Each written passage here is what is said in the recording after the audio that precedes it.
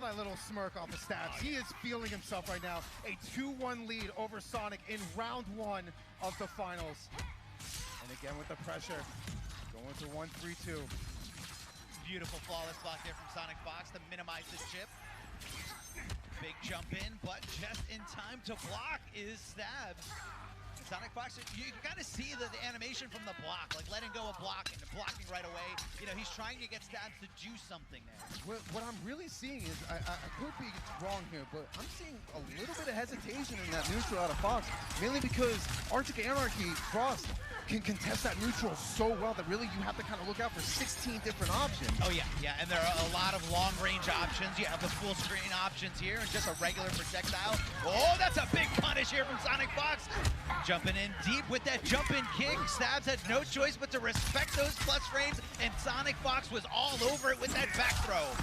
Well, he's not out of it yet. One touch in the fatal blow could do it, but Fox, a brick wall right now, will not be opened up. A down 4 and another one following up. Little bits of damage do add up, and Fox starting to make his way back. 2, fight! It's very scary when you test the Fox and see what they're capable of. Bat Boy beat down the overhead ender here. Gonna amplify it for great Oki and to fill that crushing blow requirement. Looking for the mid, and Stabs is just blocking like he said in his intro. He says, I block. And you know what? He warned Fox ahead of time, but that crushing blow didn't even go for the breakaway. Nice little block on the setup there. Fox in full control. Stabs is just trying to get away right now. Oh yeah. Another great throw. Oh, wasn't able to grab him, just passing through. No flawless block of those projectiles, but Sonic Fox doesn't want to risk it, but Stabs has no choice, especially considering that he's down 1 round here. Might not be able to get another opportunity, so cashes in with the fatal blow, getting a little bit more than 33%. I respect that. It might have been the only chance he really had to use that fatal blow, but the conversion, and this is not going to kill just yet, but he is in chip territory.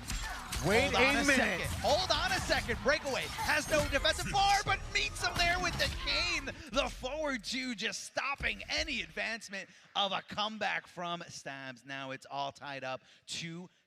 Who would have thought it would have come down to just one final game? We're starting off so great right here. Now, this is a very difficult position for Stabs. Oh, yeah. He's sitting here at character select screen. Obviously, we're not going to see him go any other character. He's doing just fine. But this is what it takes. You have to be able to take a step back and realize what's going on. The first game didn't go in his favor, and then he immediately wins 2 games straight. Game number 4 was all Fox. Oh, yeah. 2 rounds straight was pretty much all Fox. But now, game number 5, are we going to see an upset? Question mark? Not sure. Hopefully. I mean, either way, I'm just happy that we saw an incredible set no matter what happens from here. I mean, and it's not over for you know, whichever one of these competitors.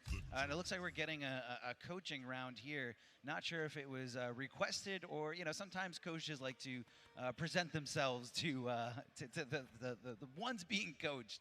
But that's DJT giving some words of wisdom. And DJT, being the NRS veteran he is, I am sure he has some very wise words to send to Stabs. But honestly, at this point, one of the biggest things, aside from making adaptations, is that you have to stay calm. I mean, very much so, looking at Stabs, obviously doesn't have as much tournament experience as Fox does, Fox being able to travel over the world across multiple titles. Who does? But Stabs is still here, and this is still a Game 5 situation. This can go either way. And here we go, game number 5 of the first round here at Final Kombat.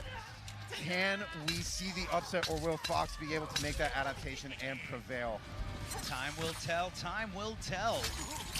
Good down 3 there from Stabs, just kind of trying to stop anything that the Fox is attempting to do at full screen. Good punish. Doesn't really get a lot of damage, but pretty good Oki. But unfortunately, Stabs just kind of let the Fox get up and you know, start the onslaught all over again.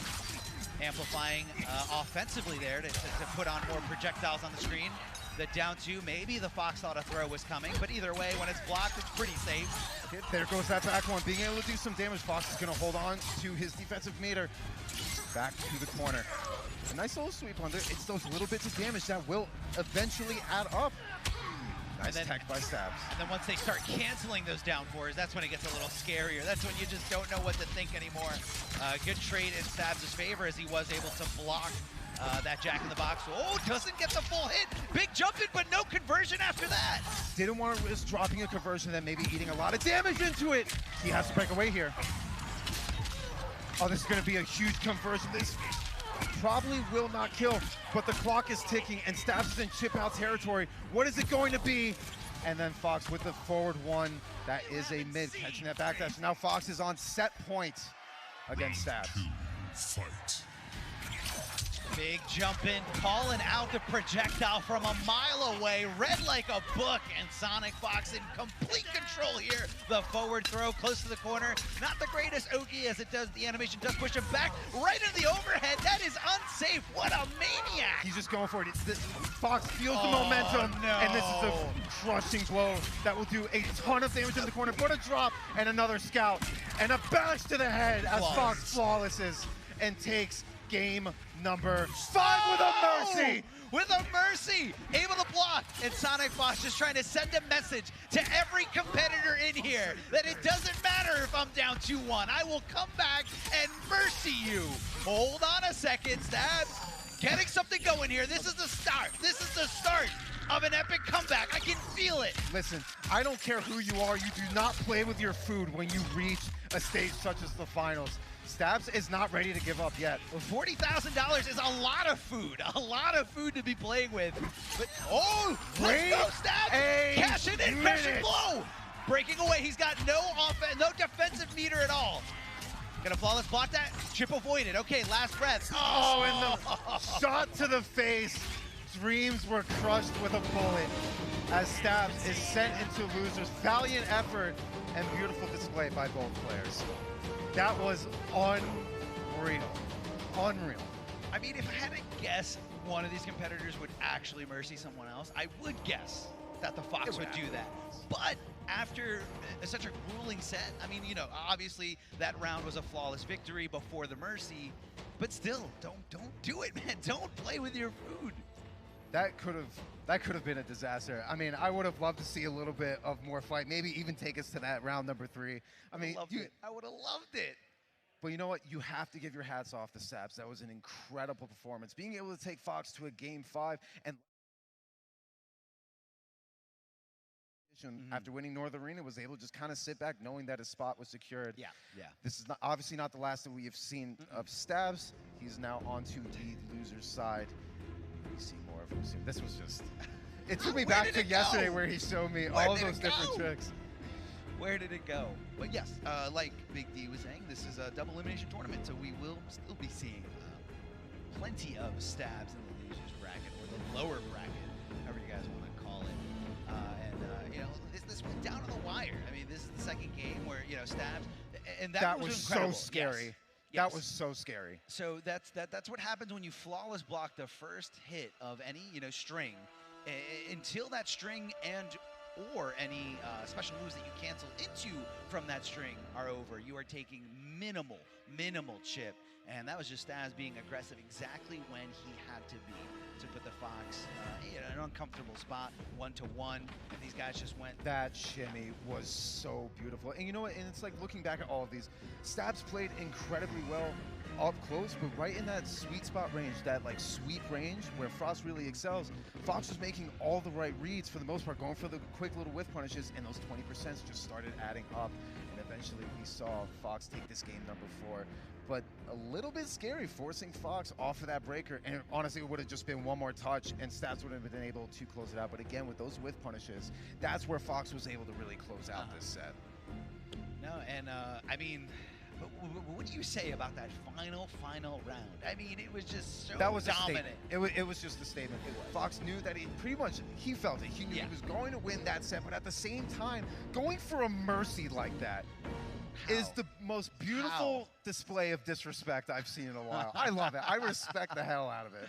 You got it. You have no choice. But I mean, it was a combo or two away, or maybe a combo and a throw away from, you know, being a huge regret. But that just shows the confidence. And again, that was a message to everyone else out there that the Fox is here to play. And you know what? And it's all with the Joker so far. I don't think we'll ever see Fox pull out another character this weekend. I mean, yeah, it's. I would definitely agree. I know that the Fox was very adamant, and that's what the Fox has been doing. Just kind of talking up one character and just running with it and showing everyone like, see, I told you this character's good. But we're gonna go to a quick video. Let's talk about Hayate. My name is Alexandre Dubibilodo. My tag is Ayate. I'm from Montreal, Quebec. I don't really care about beating anybody in particular. I just look at the opponent in front of me and look to defeat them, and that's what I'm gonna be doing. When I'm just like focusing on my one character that I love and master him to the fullest, that's where like I kind of have the most success. My name is Curtis McCall. My gamer tag is Rewind, and I'm from Las Vegas, Nevada. I don't know if I'm still riding that wave, but I stopped being character hopping. I was playing way too many characters, so I tried to get a really good character and just sit on them. I think once I did that, I won my first tournament. I'm one of like 5 people who won a tournament this year, so I'll probably do it again.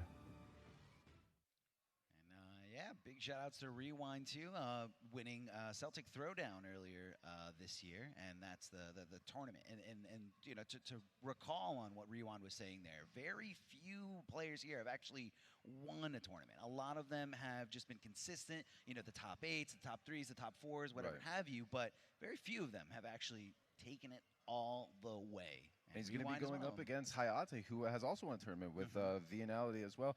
All Aaron Black throughout pretty much the majority of the pro competition. We did see a little bit of frost of him at one point, but I think it's just going to be all Aaron Black. I think so too. I mean, even looking back at the Injustice 2 days, Hayate using a lot of Robin, despite certain struggles that a lot of people in the Robin community, felt that the character had, Hayate still producing results, and I think that's more of a testament to how powerful of a player Hayate is. Just super clutch factor, always on the table, especially when big money's on the line. Hayate can produce. Hayate can come through and react with the best of them.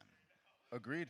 And Hayate being here is a very interesting story because he won Vianality and then was having a little bit of a rough time as far as his standards would go. I mean, he's had some phenomenal placements. Oh, yeah. But the both of these guys have had some amazing placements and then just kind of like had some trouble later on in the season. But this is their time. They've both been grinding super hard and they are ready for these finals. It is going to be Aaron Black against Rewind's few different characters. I know he's been playing a lot of upgraded Jackie lately. He does still have a Liu Kang at his disposal, but there's no telling who he's really going to be pretty much busting out first. Yeah.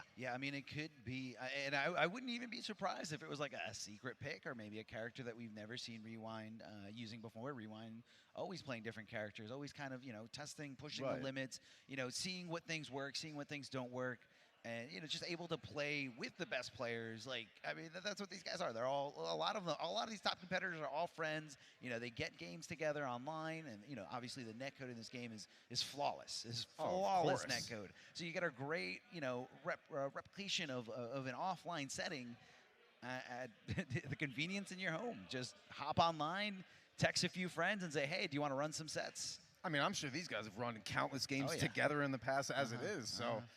We'll just have to wait and see. And it's always kind of a cool thing when you have pretty much, if you're going up against someone that you used to play a lot online in tournament, it kind of adds that extra layer of mind game. So I'm wondering if we're going to be able to see a display of that here. But again, it is going to be Hayate with Aaron Black, only 52 card pickup, not going to mess with any of those other variations. And then Rewind, if it's Jackie, it's going to be upgraded. First round knockout, still definitely on the table, but I think upgraded has just been the really big, I don't want to say flavor of the month, but it's really been an outbreak character as of late.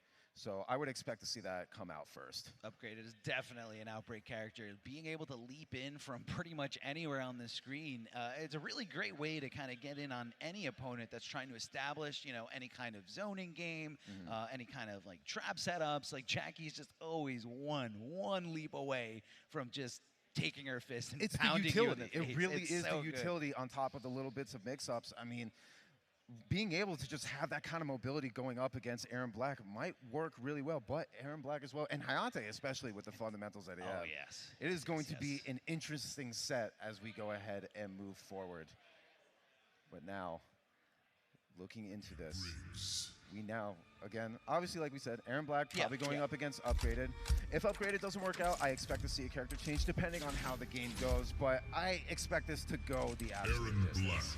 I definitely do too. And remember, guys, every set here throughout the entire tournament, these top 16 players, is going to be 3 out of 5. 3 out of 5. So, you know, you get a few games to adjust. You know, you could, you know, get that first game to try something new, see if it works, and then go back to plan A if plan B just doesn't pan your way. No intros. They're all business right now. We're going straight into it. Rewind. Rocking with the Upgraded.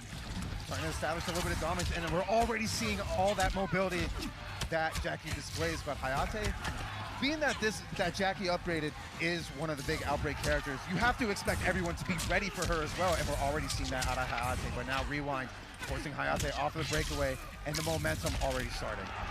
Getting the back throw here, and Jackie just leaping over to the front of the stage here at Final Combat, getting all that real estate, and going to be cashing in big here. 2 amplified offensive bars here for a lot of damage, a lot of screen carry, and great Oki. She's still going, she's still going, she's still going. Rewind taking that first round. There were no breaks to be had in that first round. That was all Rewind, and just that suffocating pressure and an accidental breakaway. That had to have been a mistake. Now Hayate is going to be able to run with it, but gets clipped by the leap from full screen. Forced to break away, and again, Rewind is just coming out of the gate swinging. 25%, 35%, it's all over the board. Hayate needs to stop this momentum in any way that he can. And Rewind kind of, tucking right under the throw, but Jackie just kind of comes back way too soon, and Hayate knew that the window was gone, doesn't block the low. The low option is very unsafe. Escape failed, so it's going to set up for the back throw, crushing blow from Hayate, if he even gets the opportunity to do so. And Hayate's just trying to lock down Rewind and keep him grounded for as long as possible, but it's only a matter of time before Rewind finds himself back in the air, and that was all Rewind there in game number 1. Hayate has some thinking to do. Definitely has some thinking to do, and you know, if there is a character out there that he's using besides Aaron Black, it might be the time to dip in and grab that character, but I don't think that character exists. Aaron Black all the way here, the down threes to kind of try to influence or try to look for the hit and taking advantage there, but backing off on hit. That's a big whiff, and that's a big punish, that's a big crushing blow, popping up in the corner. Hayate's forced to come off that breakaway. This is dangerous. No breakaway to work with, and back to the wall against Upgraded Jackie. Beautiful down 3 anti-air, but missing these conversions. You cannot leave damage like that on the table, and now Rewind is going to start that momentum again. The back grab into all of this pressure, and so much damage to be had. Oh man, 38% here, and I love how, can I give you props for going with the hits as they came out? I loved it, it was beautiful. The dash punch from downtown, always a threat, as well as her jumping. Good block of the double overhead, and Hayate starting something here, launching up with the rifle. And good awareness of the meter there, knowing the breakaway was coming, utilizing those 6 shots left there in the gun. Hayate needs to be careful throwing out buttons like that. If a poke gets blocked, that's it. That is the end of your turn. Now Jackie has that 9-frame mid to bully pretty much any other button, but nice little tip guard by Hayate is going to do a decent amount of damage into the Oki. We're seeing Hayate keep Rewind grounded, and this is why he has the life lead. He needs to keep doing what he's doing. Now this is scary because Rewind does have access to Fatal Blow, so could potentially put Hayate in a very, very bad spot. Oh, hold on, doesn't go to the whole thing. These missed conversions are killing Hayate right now, but he's going to be able to close out this second round. Much better performance. Hayate answering back, just got to tighten up those conversions, and he can easily bring us to another 1-1 tie. Beautiful anti-air with the down 1, the down front punch there. Oh. And that's going to be a big crushing blow. Cashing in big is Hayate. Dropping the acid. He knew that breakaway was coming. So aware, so smart. So nice tech. Rewind going for a lot of back grabs. Hayate keeping him grounded again, and a headbutt right to the skull. Sending him full screen. Good blocking of that. Hayate's not taking any chances. He's not looking for that dash punch and ducking without blocking. Oh, hold on a second. Back throw. What is Rewind gonna do? Walking up another throw, but this time Hayate reacts and guesses the right direction. He doesn't have to overextend. Hayate still has a ton of life to work with. He's just going to take his time, chip him out a little bit, and eventually be able to find that window, throw down that acid puddle, and let Rewind hang himself. But the double down one, I respect it. A quick answer back from Hayate.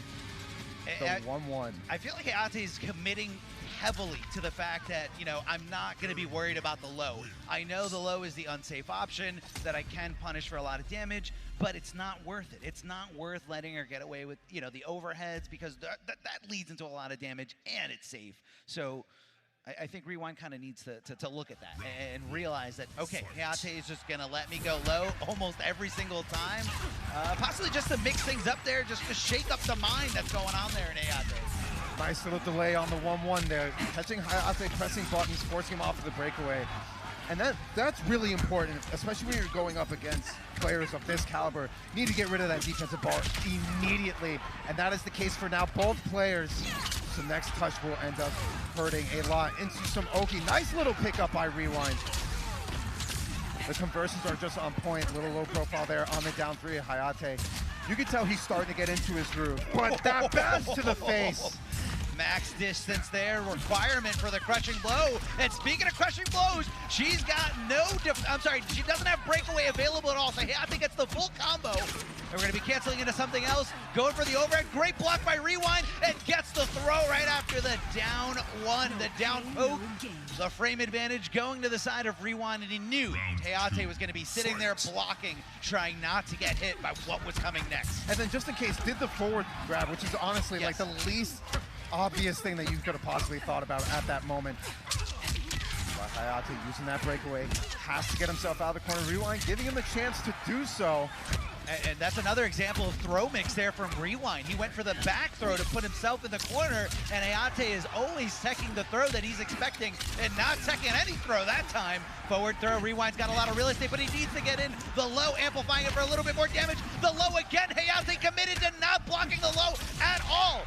And Rewind about to go up 2-1. Yes, he is with the crease kick. That was beautiful. And you know what? When you don't have defensive meter, you're a lot more antsy to throw out buttons. And that's why all those grabs were so effective from Rewind. That was a beautiful display of just player tendency knowledge. That makes me believe these two have played each other quite a few times in the past. But you got to do the tech that you mentioned before. Just do something different from the last time we played in a casual setting. Just do one thing that's different. Oh, that jump in one reaches so far. And Jackie's starting off here. Rewind putting Hayate up against the ropes, back up against the wall. Hayate, beautiful stagger, but he whips the back to 2-2, and Rewind is taking full advantage here. That is so heartbreaking to see that, but he's got to stay composed. Little mistakes like that, missed the conversion off of that forward three. Hayate's just getting bullied with this pressure, but now finally being able to keep Rewind grounded again. That's where the success is going to come from. Am I going to see another forward four? No. The down three. Rewind possibly looking to move. Oh, hold on. You can cancel those jump buttons into something that Hayate was not seeing coming. And I feel like Rewind's success rate with all these lows so high. I think it's at 100% efficiency. Oh, it has to be. I mean, at least 80%, right? He's been getting a lot of damage done just from those lows. And finally, the block. Not going to spend the crushing blow. He's going to do as much damage as he can. Keep the corner positioning. Acid is in play. But Rewind out of there. Wants nothing to do with it. And Rewind not even risking the short hop tech there. Just said, you know what? If he does the meter burn, I will just block it. Down four, Hayate fighting his way out of the corner, trying to poke his way out of the corner. The spacing from Rewind is absolutely immaculate here. And Hayate coming off those two bars. Rewind knocking on the door, trying to win this, but hold on a second. Hayate launching him up, forcing him off of his breaker. He needs to be careful. One more touch will certainly do it. And Rewind will be closing out the set 3-1. Very close. One little touch in the fatal blow would have been able to have Hayate answer that round. But now Rewind will advance into the winner's side. Not much more to say, really. Just that mobility and the utility that upgraded Jackie brings to the table just makes it so hard to keep her locked down. We saw that Hayate was doing well, keeping him locked down, and that's what gave him really that game one. But yeah. Rewind changing up pretty much not necessarily the play style, but the timing of it, which Yeah. is really what made him even more slippery. Yeah, I mean, I would have loved to. Obviously, I would have loved to see a game 5. Everybody would, but you know, in that scenario, you know, Hayate finally does block that low in that last round, able to cash in for a lot of damage. And I would have loved to see where it was going to go from there. I'm sure Rewind would have counter-adapted to that adaptation, and it would have been a great back and forth. But again, Rewind coming out the victor here, representing YU. As you know, takes it to Hayate, and I don't think anyone is surprised there, especially considering how powerful Rewind has been looking, not just throughout this season, but for the last few NRS games. Definitely a great competitor there, and actually a former Evo champion for Injustice 2 just a few years ago, dropping the acid. And you know, Hayate. This second game was a great adaptation. He was playing more patiently. He was just kind of, waiting for his time, doing a great job of, anti-airing Jackie wherever he could. But Rewind was able to just kind of keep the oppression going, keep the offense on point. And Hayate just hit by hit came down to the end of his life. And you know what? Hayate did play phenomenal. We saw a bunch of beautiful whiff punishes and a lot of amazing reads on breakaway, but it just came down to trying to lock down Rewind's upgraded Jackie, which unfortunately is just a little bit easier said than done. But now we are going to be moving into our next match, which I believe is Tekken Master going up against KOMBAT. Tekken Master and KOMBAT. KOMBAT qualifying here as a 13th spot from the pro competition. The 16 players that are here today, 13 from the pro competition, 1 from Liga Latina, 1 from Intercontinental Combat, and 1 from Northern Arena. And Tekken Master, incredible, absolutely incredible. Let's go to the video to hear more about these two competitors. My name is Said Hashim, well known as Tekken Master, and I come from Bahrain. I'm actually ready for every player coming to the finals. I don't know who my opponent is. It will be KOMBAT. I didn't fight him before, so looking forward for it. My name is Zulfikar Dayesh, and my tag, I go by KOMBAT. I'm from originally Lebanon, but I live in Brooklyn, New York. I think I'm ready for everything. I just wouldn't want to fight my teammate Samij, but for everyone else, as long as I play good, I'm confident now. Definitely all right, definitely a competitor through and through. KOMBAT's been doing a lot of great, just consistent throughout the, throughout the year of Mortal Kombat 11. Tekken Master, a little bit of a different approach, more of a lab monster. Tekken Master will meticulously lab things over and over again, whether that's with his teammates or with his brothers. He's just a lab monster through and through. Like setting up and recreating setups that he sees online, figuring out how to, problem solve, get through things, figure out gaps. And KOMBAT's more of I'd say KOMBAT's more of a doer. He plays online, plays in these online tournaments, offline tournaments. He's come to Mortal Kombat New Jersey to play with a lot of offline players, such as Gur, Splash, Coach Steve, and many more. And I feel like it's two completely different styles of learning. Right. And you know what I really like about Tekken Master as well is that he's the perfect example of less is more. Not necessarily with how he got here, because he did win Brazil Game Show to get here. Yes. I'm talking about his character choices. He's so good at just staying in the shadows that no one really knows who he's going to pick next.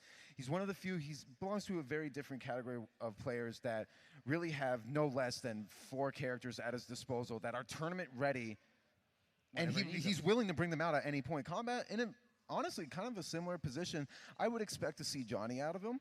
Yeah. But it isn't to mean that he doesn't have other characters. Obviously, he has Garrus. He used Garrus for a lot of the pro competition. But now, especially since the last stop in the pro competition was with NEC back in November, I believe, end of November, the game has evolved, the meta has evolved, and of course the players have evolved as well. So there's a lot of surprise factor with everyone, and I'm kind of curious to see how this is going to play out.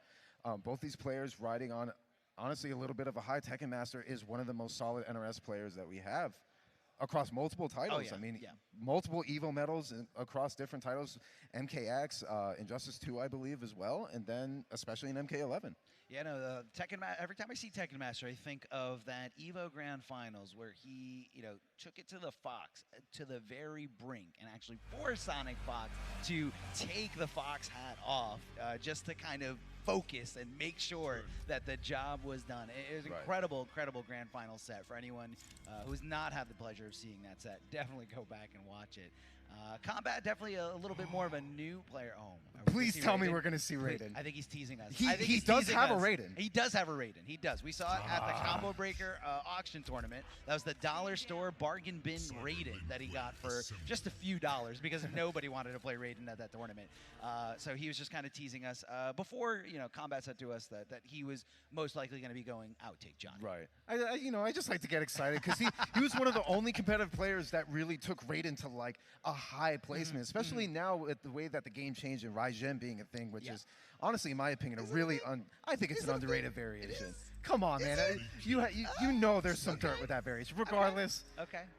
We're going to be seeing Johnny Cage out of KOMBAT, and I believe I saw Sonya, Ringmaster Sonya, obviously, out of Tekken Master. So we're just going to have to wait and see. This is a match that we've seen plenty of times in the past, so I would imagine both these players are ready for each other, but again, it's going to come down to the tendencies. Now, as we move in 62, Johnny Cage dies. Is the next winner's side match. I feel like we haven't seen too much of Sonya lately. We saw a lot of Sonya in the beginning of the season. Brazil game. Yeah. Maybe that was a hell of a display of Sonya, but now we'll have to wait to see if that's still going to stick. And here we go, Tekken Master versus KOMBAT, trading projectiles to start us off. And that's definitely not a trade in KOMBAT's favor at all. So he's going to have to go through this bullet hell, this platformer that Tekken Master just performing here.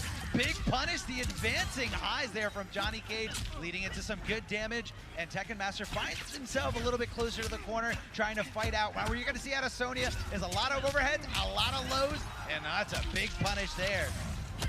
That is a huge mistake by KOMBAT, forcing him off of the breakaway, and now Tekken Master has all the real estate. He's just going to back up here. Obviously, you don't want anything to do with Johnny Cage up close, especially outtake, but now KOMBAT, not out of it just yet. He's going to inch his way forward. Oh, and the priority. He low crushed it, got right over it, but hold on, not just enough. KOMBAT down to basically nothing here. Oh, I respect was that desperate? Point.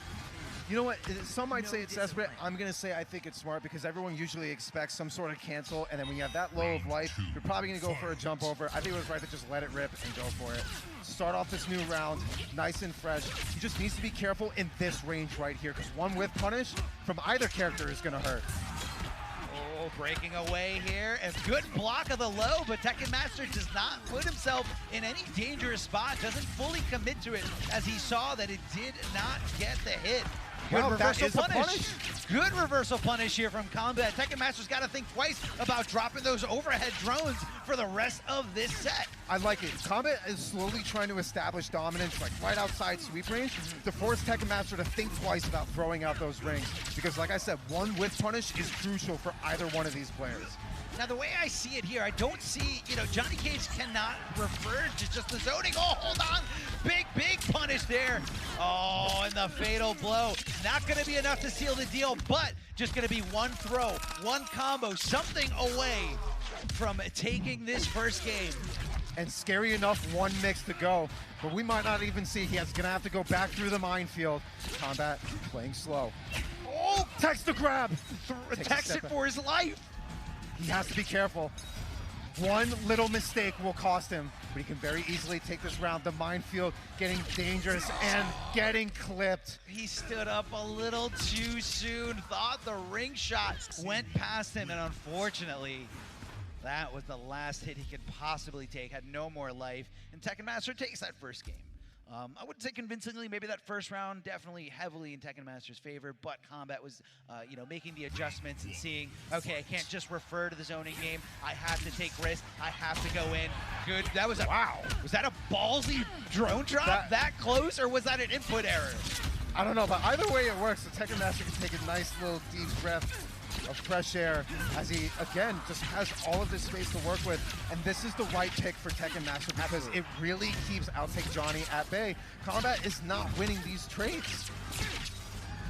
as not, he tries not. to inch his way forward. He has to get in. Even though Sonya has, 950 health as opposed to 1,000, it's still in her favor. She recovers so quickly from those onion rings, and the one crushing blow, the single hitting from that amplified ring. KOMBAT tried to make the read, thinking that Tekken Master wasn't going to do the amplify, goes for the shadow kick, and eats that crushing blow. But this is where KOMBAT wants to be. He needs to keep this pressure going. Nice interrupt, but he's letting the fatal blow rock. I believe this is going to kill, especially against Sonya. Oh yeah, definitely. 100%. Yeah, she's got 950. She's got 950 health, and but you are coming off of that finite resources. What we love to see from Johnny Cage is the fact that he can dash cancel that fatal blow and kind of go in for like a throw mix, go in for a shimmy, or just let the fatal blow rock. But now we're not going to be seeing that at all for the remainder of this game. And you know what? That's a moral victory for KOMBAT to take that first round, because Tekken Master used the crushing blow off of the projectile, and look at him. He has the perfect positioning. This is where you want to be if you're Johnny Cage, but he cannot let up, because if Tekken Master gets out of that corner, KOMBAT has to start from scratch. Oh yeah. And it looks like we're not going to be switching over to the other side. Regular shots, as KOMBAT does have the life lead here in this situation, but we all know how fast that can turn around against a character like Sonya. Good awareness, good reactions from KOMBAT to stop Sonya's advancements and going right into that down run rising star. Oh, not sure what KOMBAT was doing at all, but he definitely wasn't blocking. And now Sonya and Tekken Master has the life lead and has the space. This is a nightmare for KOMBAT right now. Ooh, that was scary, and he was ready to poke back. Train, it didn't matter. I'm ready to down one right after. Rising Star gonna keep it safe with the amplified offensive bar, rolling forward to close the gap between himself and his zoning opponent. KOMBAT's inching Tekken Master towards the corner. Still has the potential to take it. The breakaway, Tekken Master not out of it just yet. Goes for the forward grab, and he steals the round away from KOMBAT. And more so than that, did not need to use that fatal blow. So now one mix in the fatal blow, if it comes down to it, Tekken Master has it. It is scary, a very scary start here for KOMBAT. But if he can outplay Tekken Master just here, just this round, he's not gonna have to worry about it. Beautiful throw escape from Tekken Master with the reaction. The mid, the reversal throw from KOMBAT, a great option whenever you know your opponent's gonna be blocking. Oh. Down two, what was he looking for? Where are these conversions? He's a beautiful flawless block from there. This is gonna give him a perfect opportunity to close out game number 2, and a jump over punch will certainly do the trick. That was the weirdest scramble I've seen in a while. There were so many drops there, but you know what? That flawless block reversal by KOMBAT was perfect. Complete outplay there in the corner. I mean, what a different round that we saw there. And especially after losing a round by just that tiny little bit, it is so easy to get tilted, so easy to get furious at the fact that you barely lost that round. But KOMBAT was able to just keep his composure, keep his head strong, and just made the right play after right play after right play. That is so rare to see in a competitive setting. And it goes right back to what I was talking about earlier. KOMBAT is going to have trouble getting in, but if he can manage to get that corner position or really just stay right on top regardless of where it is, that's where he's going to be able to thrive, and he was able to do that in game number 2 and then took that convincingly. So now we are going into game number 3. Tekken Master is going to stick with Sonya. I respect it because he's playing really well. It just has to stay out of that corner. And there are 2 corners on every stage, so, whichever way we're going, if we're going left or going right, definitely in the favor of KOMBAT, as long as that is not into the center of the arena. It goes for the plus frames, and then the forward three is just going to be able to clip him. But again, no conversion off of that. KOMBAT's got to tighten up. At this level of play, you cannot be dropping like that. Another reversal. Are you saying he's not ready? Are you, after seeing that? What an up 2 here from Tekken Master, able to convert for a little bit more damage, and that down 1, a Rising Star was all he needed. He actually didn't have the bar to amplify it or keep it safe, so that could have been a very dangerous play. You know what? Either way, it worked out for him, and KOMBAT is looking so much more comfortable as this set gets later and later. Goes in for a pressure, I think he's trying to bait out like a poke from Tekken Master as you see him go for pressure, then back up, but then Tekken Master answering back. Deciding to go in this time. Nice grab tech. Ready to react, ready to escape there is Tekken Master. Good block on the overhead, and recognizing the flawless block and just stopping right there and saying, you know what, I'm going for a throw. You want a flawless block this throw. I love the mix-ups that Kombat's starting to put in play. Going for the back grabs, going for staggers. Confident, and he's feeling confident. The down two, the call out on the breakaway. So because he didn't break away, Tekken Master left a lot of damage on the table. He possibly should have just went for the regular combo there. The down three trying to poke, but nobody's home. Oh, he wanted to get there, but he just couldn't in time. There was an onion ring between her and Johnny Cage, just breaking his ribs open. Big jump in, doesn't get tested, doesn't get anti-aired. It just gives Kombat the opening. Tekken Master's just this brick wall, but that is definitely going to be able to chip out. Kombat was just fishing for Tekken Master to hit any button, and that would have certainly been a confirm into Fatal Blow there. Nice use of the interactable. Wants right to have out of Tekken there. Master back towards the corner. Regardless of how close he is, wants to be able to slowly inch his way in.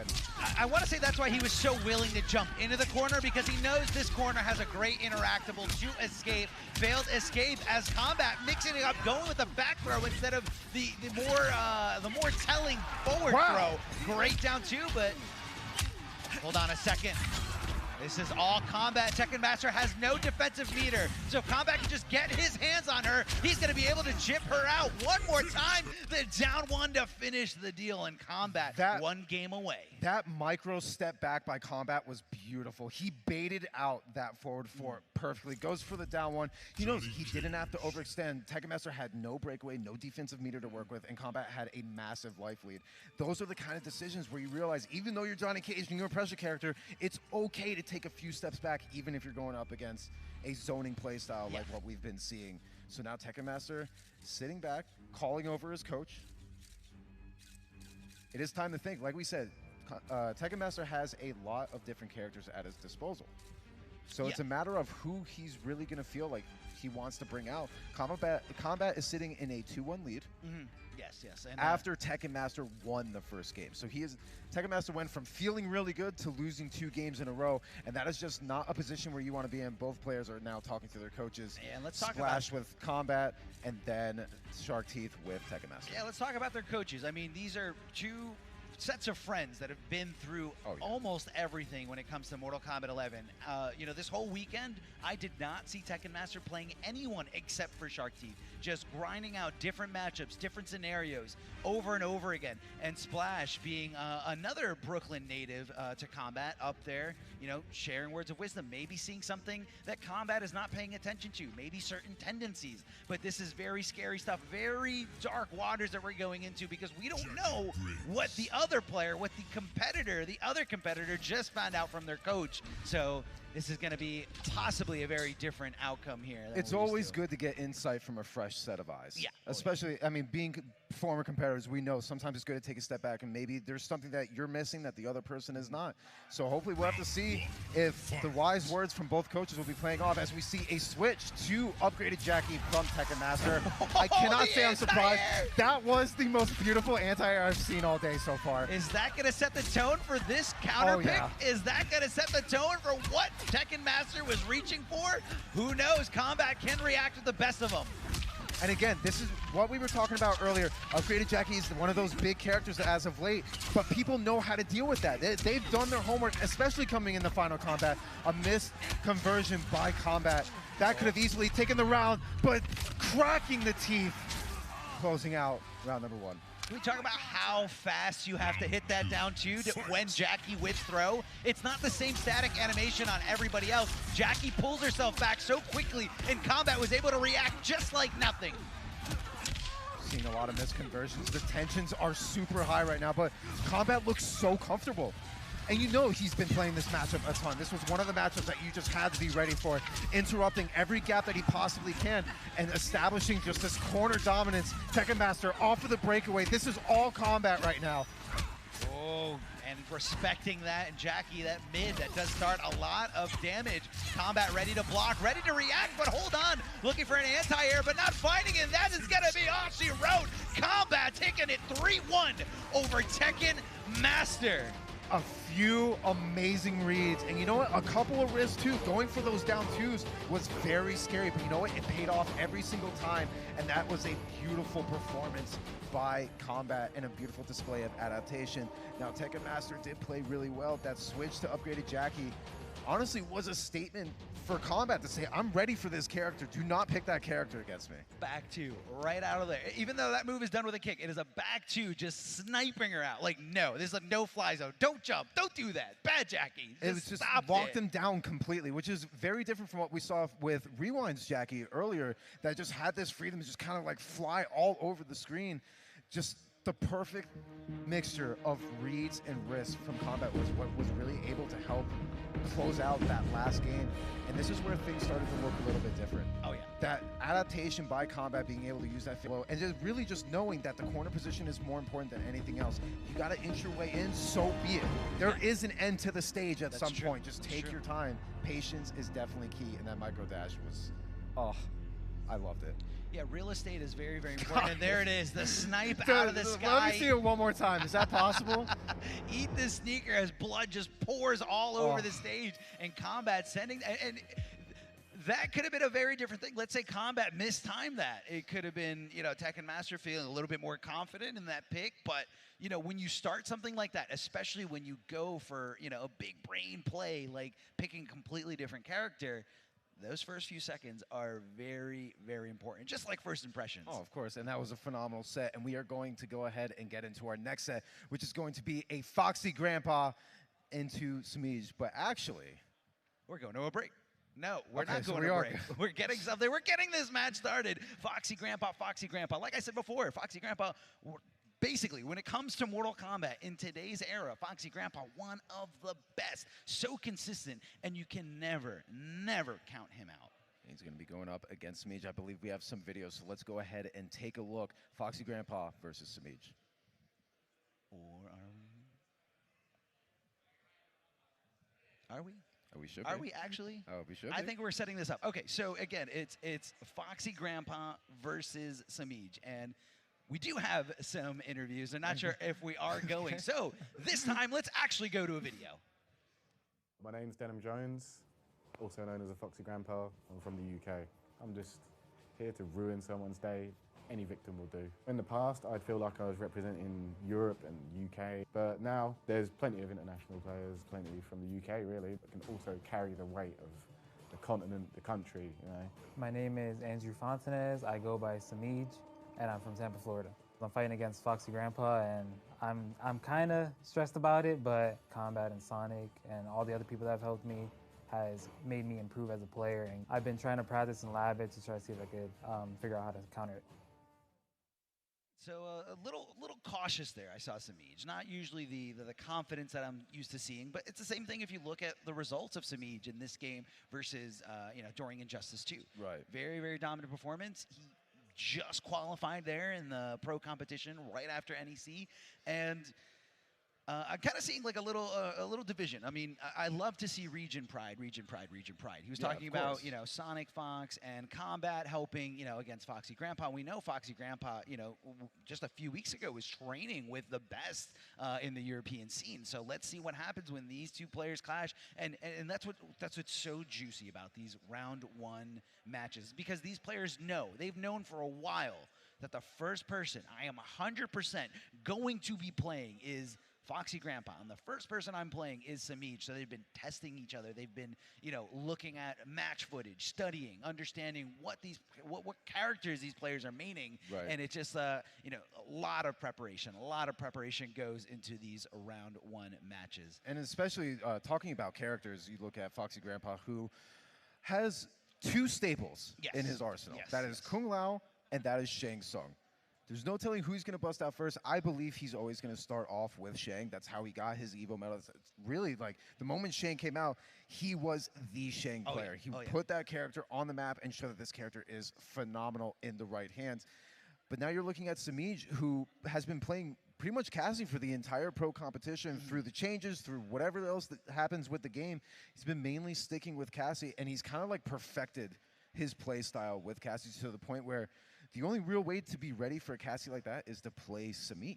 That's true. That's true. That's the benefit of playing, you know, an underrated character or an underused character, is that, you know, if you really want the best matchup experience, you're either going to have to learn this character and put in all the hours, all the days, all the weeks that I was willing to do with this character, or you can get games from me, and I'll be able to, get information from you, learn tendencies from you.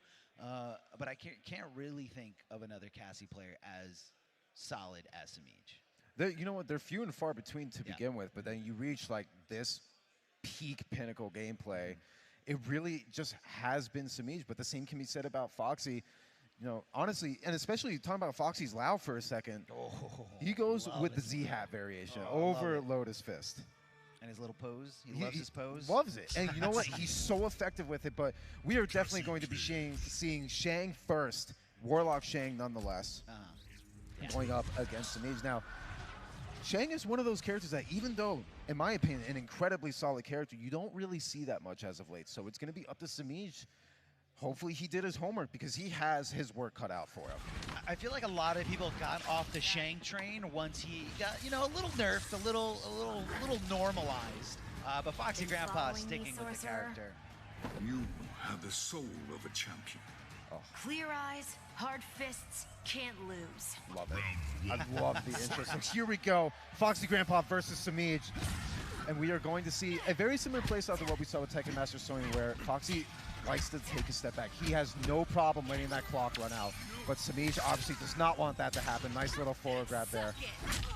Oh, and a poke from Foxy Grandpa, recognizing that the hit did connect. And that, again, just kind of opens up the door, knowing that Samij is going to be looking for blocking anything else that's coming his way. Perfect time to set up the throw.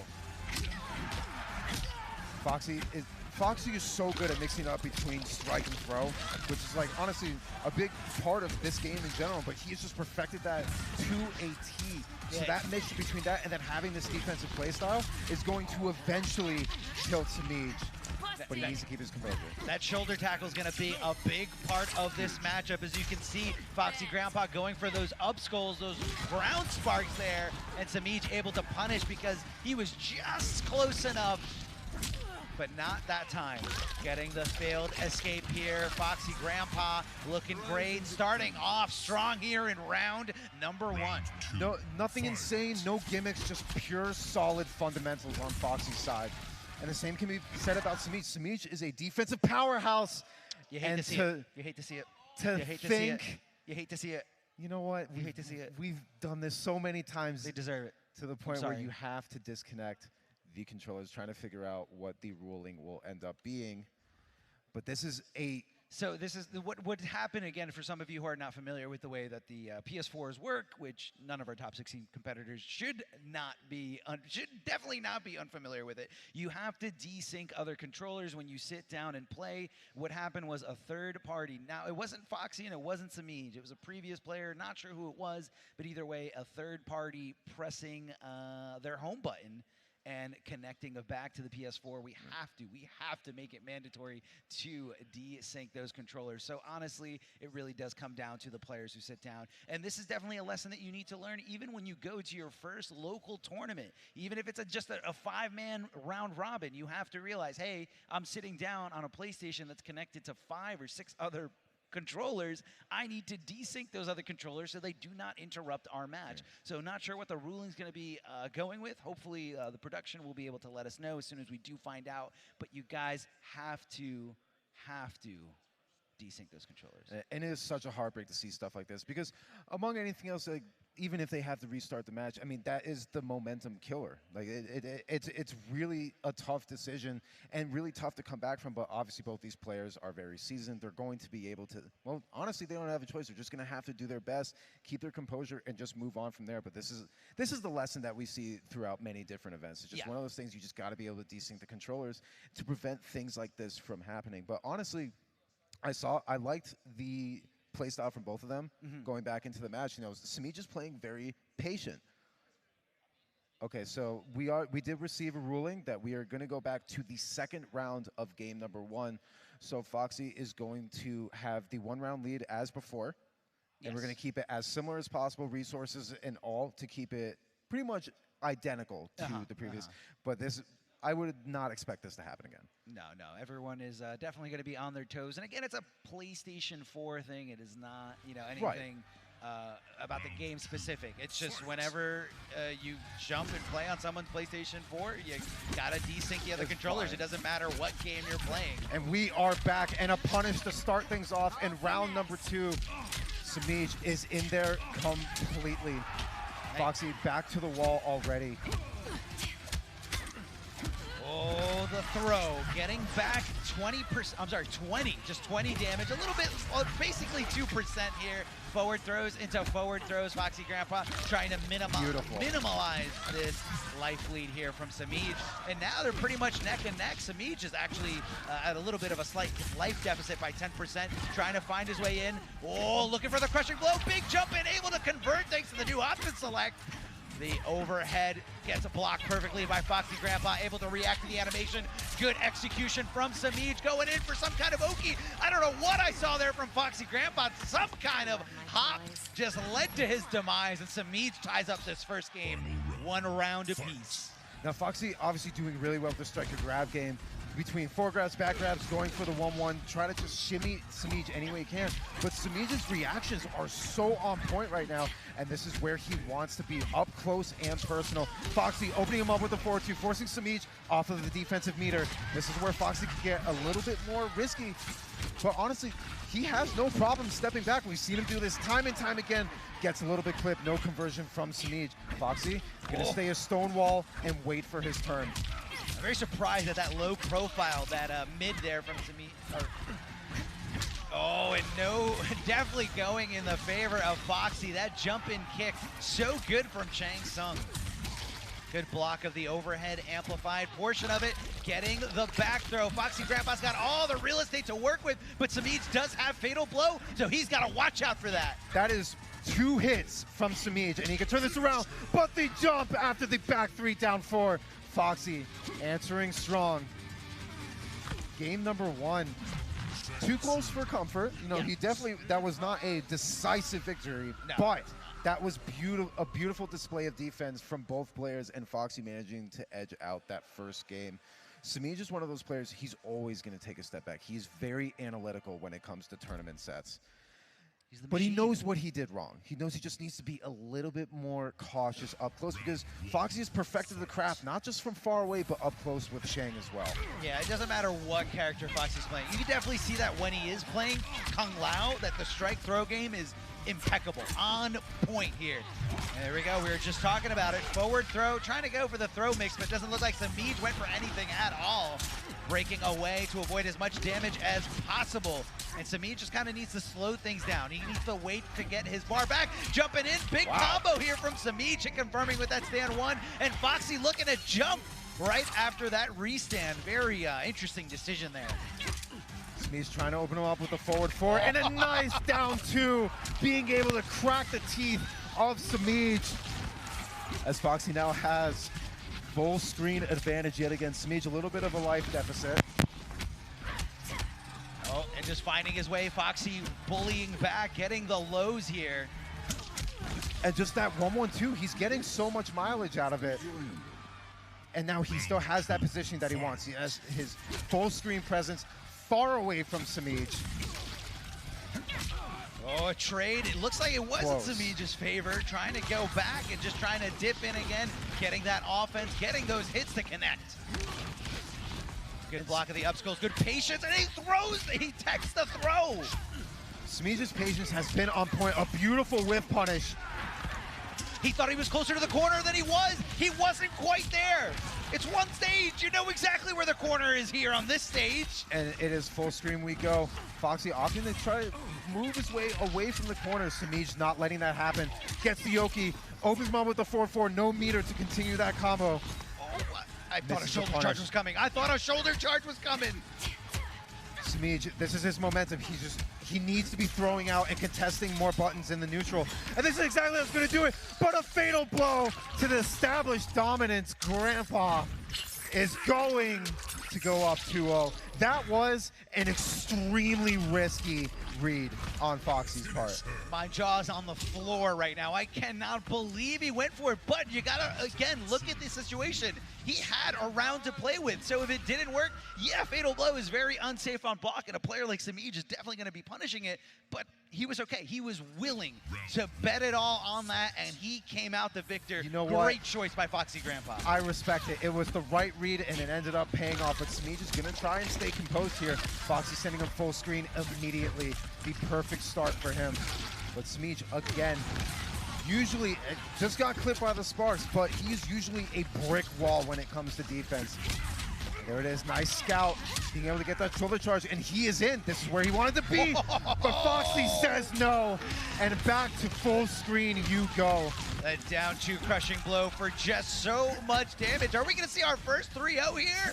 Are we going to see our first 3-0 at Final Combat? Smeej needs to wake up. Smeej needs to fight back here. Getting clipped by those overheads is not a good way of fighting back. Down to absolutely nothing. I mean, how are you going to make that comeback against Shang? You don't. When you don't. You got no health. You got no meter. You got nothing.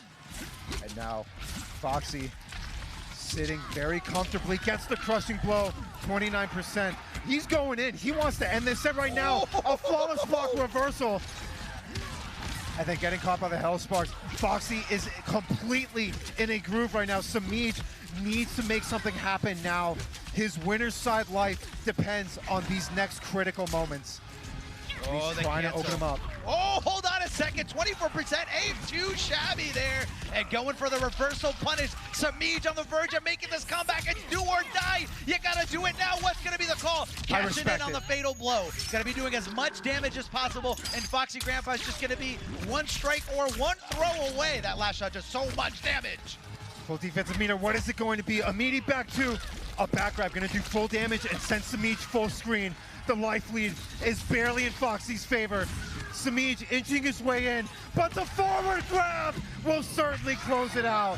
Foxy with a 3-0 commanding victory over Smeej.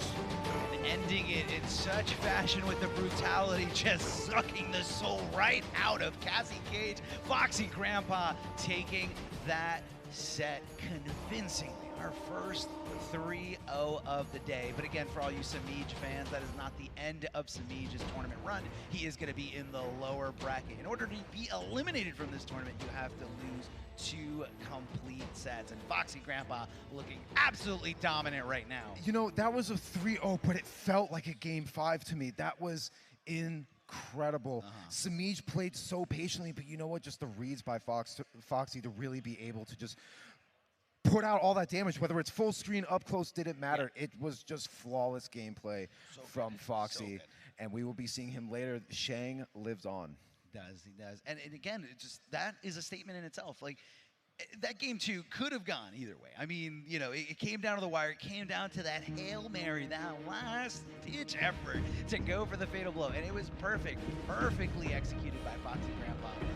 Just pure dominance. It was just mixing up those grabs was like, honestly, a majority of his damage. You know, it was a lot of chip because Smeej really wasn't getting clipped from full screen, but it was the mind games off of block strings. It was the mind games off of plus frames, and then Foxy was, I think he was just 100%. How many down 2s did he perfectly connect? I mean, again, you have to take a risk. Yes.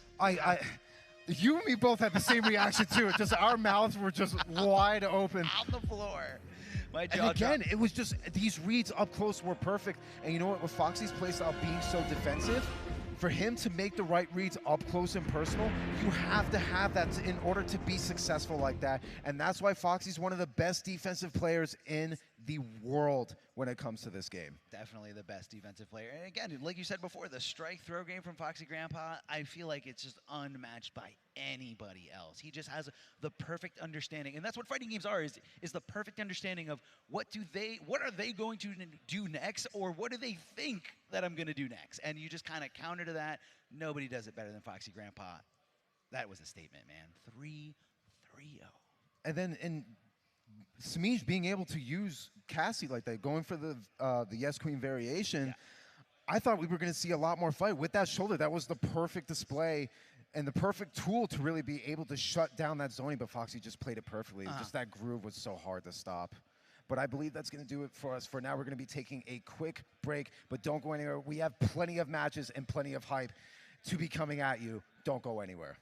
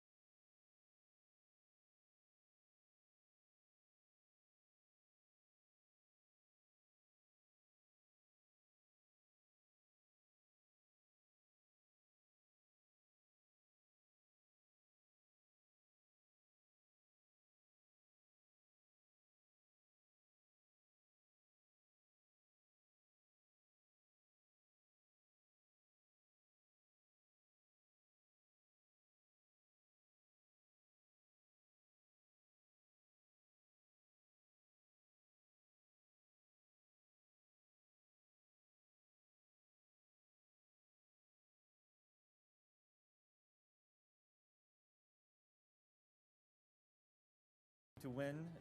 If I was putting money down, it would be Sonic Fox. Sonic Fox has been the most consistent player in the world. They've been able to explore the game more than everybody else. Their character picks have been the most diverse. You can't really bet against Sonic. That's just how things go. The person that's going to win this tournament is Sonic Fox. But I always love a good underdog story. And if there's an underdog story, I think it's tied between Rewind and Ninja Killa. I would probably say Ninja Killa, just because he's sitting on something. I feel like there's some kind of tech, maybe a character that not everyone knows that he's playing. The big story of this year, in my opinion, is Ninja Killa, right? This is still technically Ninja Killa's rookie year, but he has absolutely just burst onto the MK11 scene with the biggest wins you could possibly ask for, taking out the best players in the world. Would you take the field, or would you take Sonic Fox or Ninja Killa? I actually have to, even in my own hypothetical, take Sonic Fox or Ninja Killa, I'll be honest.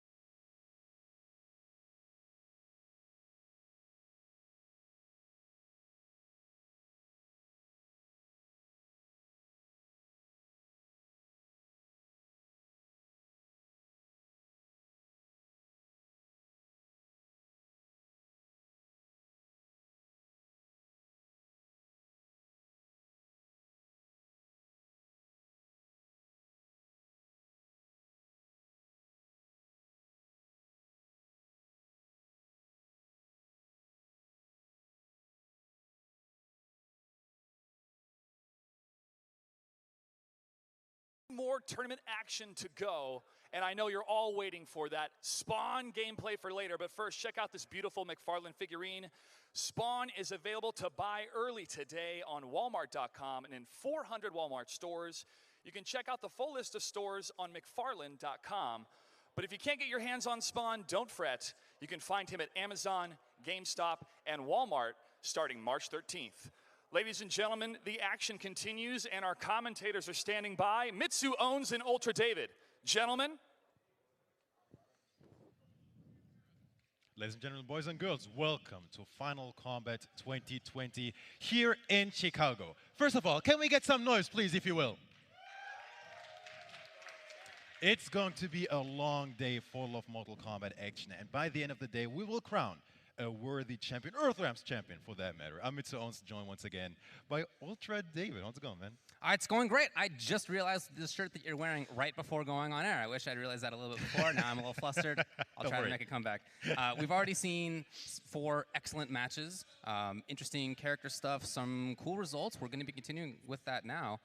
it will be Dragon versus Nivik coming up shortly. That should be a juicy matchup as well. But on a quick note, on behalf of the production, unfortunately, due to unfortunate events that are pretty much out of our control, we do not have an audience. However, we did allow for the competitors to have a designated coach, family, and team managers. That's why we still have a few people watching. So just to clear up that on the matter at hand. But the match, Nivik versus Dragon, perhaps Cetron versus Jackie. It's going to be, indeed.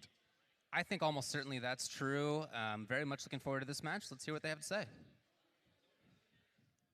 I'm Ryan Walker, also known as Dragon, and I'm from Lewis, Delaware. I always view everyone on the same playing field, kind of. I have Nivik first. I feel like I'm one of the most prepared in that matchup, so I am extremely confident going versus him. I am Marius Bitsikokos. I'm from Greece, and my nickname is Nivik. My first player I have to face is Dragon. In the situation we are right now, there is nothing you can avoid. Even if I have to play everyone, I will do it and I will give my best. Yeah, both of these two players, I think, are pretty set on the character that they're going to be using. Dragon's been playing Cetrion since the game came out. As far as I know, is still sticking with her. And for Nivik, it's been Jackie. Mm-hmm. Yeah, I think this is a matchup that's not necessarily, it doesn't include secrets. With some people you don't know, is it going to be, a hidden select or almost, a hidden character for that matter. But here I think, they're playing with open hands. I think it's going to be Cetron versus Jackie, especially from Dragon. I don't know if he even has a pocket, whatever, maybe a Kitana here and there, but tournament-wise, definitely Cetron it's going to be.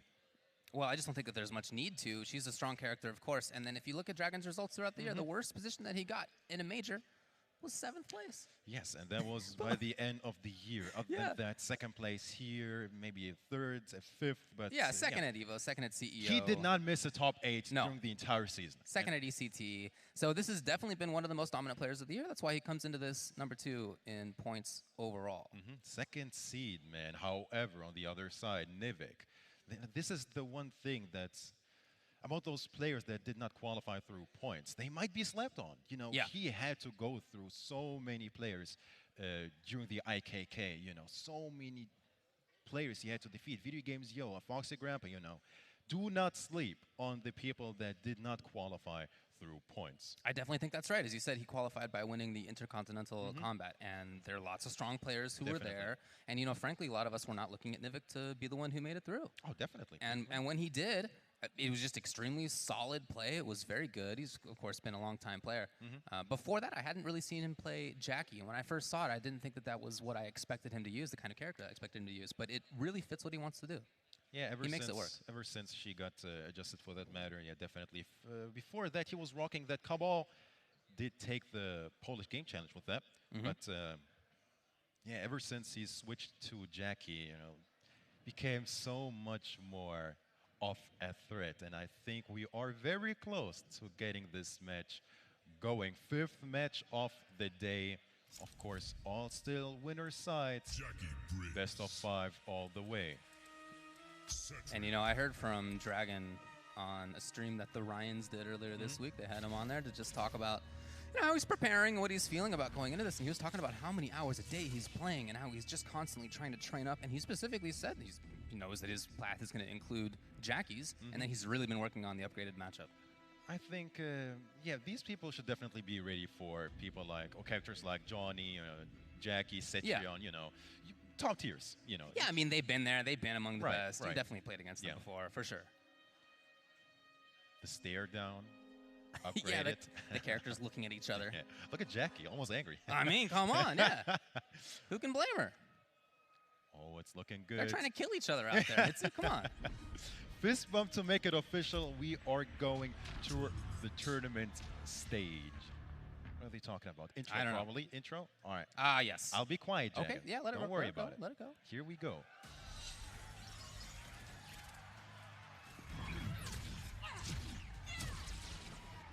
Kronika is right, child.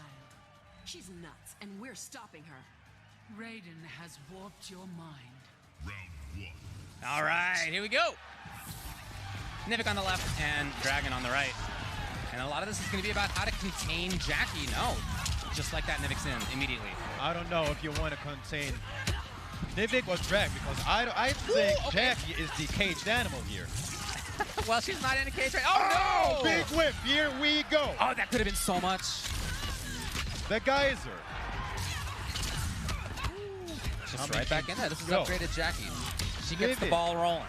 He is throwing these leaps out with bad intentions. He's trying to get in there and make it happen. Yep. Of course. She can sweep the sky. Oh, What a read does he here. get it, though? Does he get it? No. It's tough. It is. Tough. It's tight timing. Okay. Just chucking the stage at him. And of course, One as you can leap. see, that does sweep the sky. And her main way of approaching, especially from this range, is going to be through airborne approach. One leap is all it takes. Hell's Oh, grab. yeah. Okay, the call out. Oh, wow. Where's the health lead? It's gone. Yeah, weren't we looking at a big advantage for Nivik for a while? 2%. He fakes it. 2% though. Oh boy, this is where he needs to be, Dragon. Wow. That was a punish as well. Forward one to keep her in check. Round one goes to Dragon. However, finds himself cornered here. Think about how that round started out and how well Dragon battled back. Here's a chance. Big chance. It's a lot of damage with no chance for the break.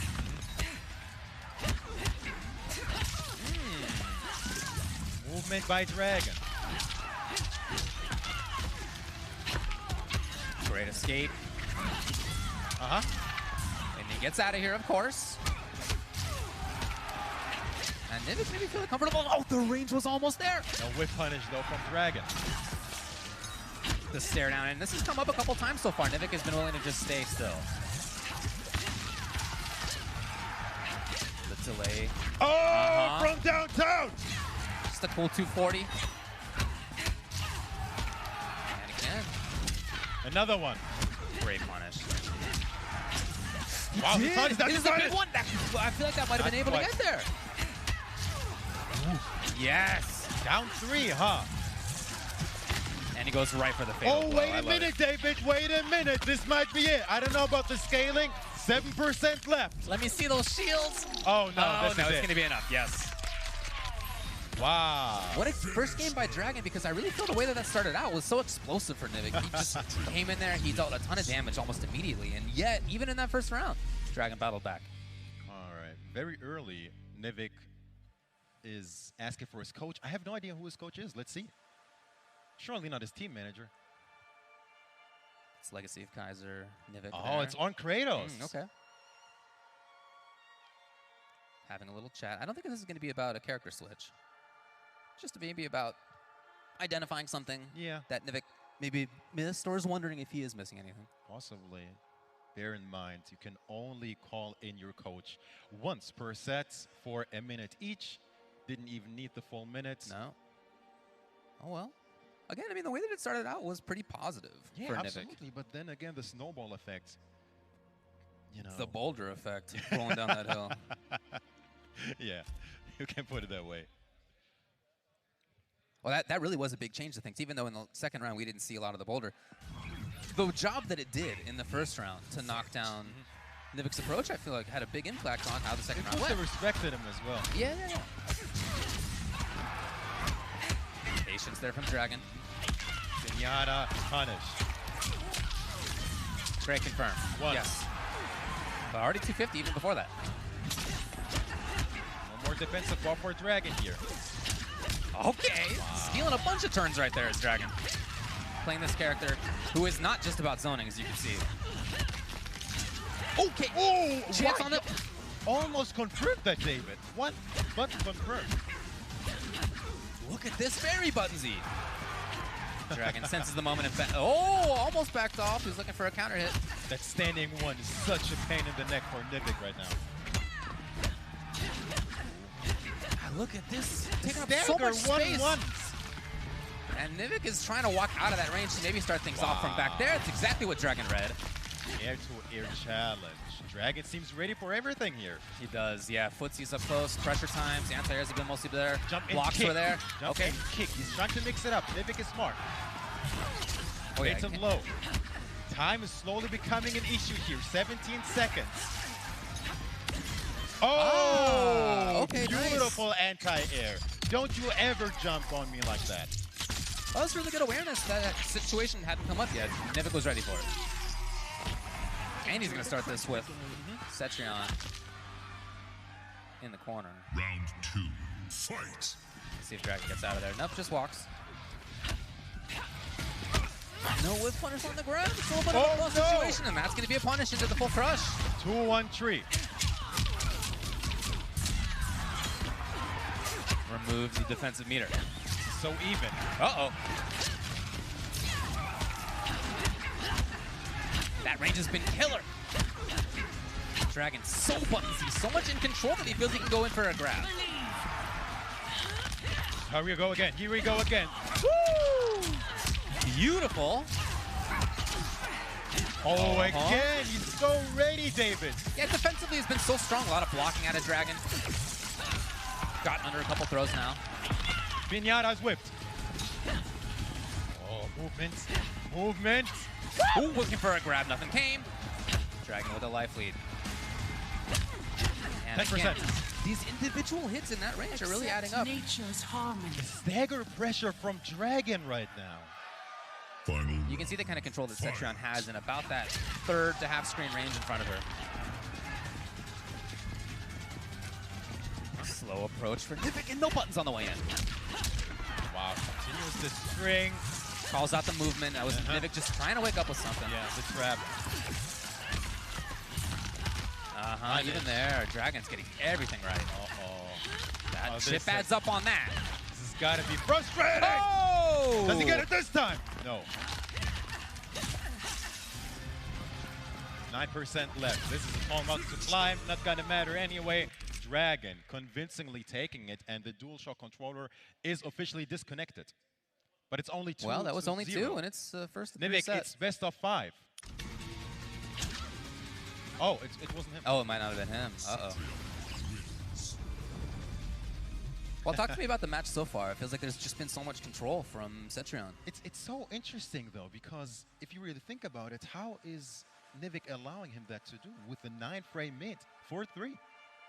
So interesting to notice, isn't it? But that range where Dragon's been pressing that button is not in forward 3, Jackie forward 3 range, and, right? It's a little bit outside of that. That jab should be 7 frames, I'm pretty sure, standing 1 from Cetrion. If you put it that way, yeah, I mean, and he's so good with the movement currently. Seriously, Dragon. yeah. Wow, he knows exactly Back what and button forth to press and where to press it. Oh, wait a minute, you're actually allowed to get him twice? I guess. I assume they have things under control up there. Okay, maybe the next one will make the, will matter the next It didn't seem to advice. matter that much, did it? It didn't have a very big impact. So the rule is that they get 1 minute total, and I guess that can roll between rounds. Yeah. Okay, to be fair, that was no near a minute. No, the first time one. was just a few seconds. Okay, Yeah. you're good, you're good. Here we go, and Guido's keeping his eye on things. Well, that might be about it in terms of the time he can spend. Yeah. And of course, if he loses this next game, it's over anyway. Yeah, that's true. There is no more coaching from Nivik's side. I think that was a straight rematch. Oh yeah, I don't think there's going to be a switch. All right, Nivik, what do you have left in the tank here in Winners Top 16? Let's see it. Yeah, now's the time for the adaptation. It's just, again, Dragon's been taking up such good spots. I think he's got a bit timid with all these leaps because, Dragon has all the answers for it. Okay. First time we've seen that. Once more in the corner, 1-1 pressure. Pinata. Oh, just didn't expect a second. Too far. Did you see the movement action from Dragon to get right outside of it? Beautiful stuff. Nivik with no bar to break. He's just stuck here taking the damage. Even though it's not as much as Upgraded can pump out, there's so much damage individually over time from Cetrion. Look at this, the patience. And he waited for the throw. Nothing preemptive about that tech. Again, this is the range right here. This has been such a problem. For Nivik, it's been Dragon just absolutely controlling that spot. Oh, late breakaway as well. This might come back to haunt him.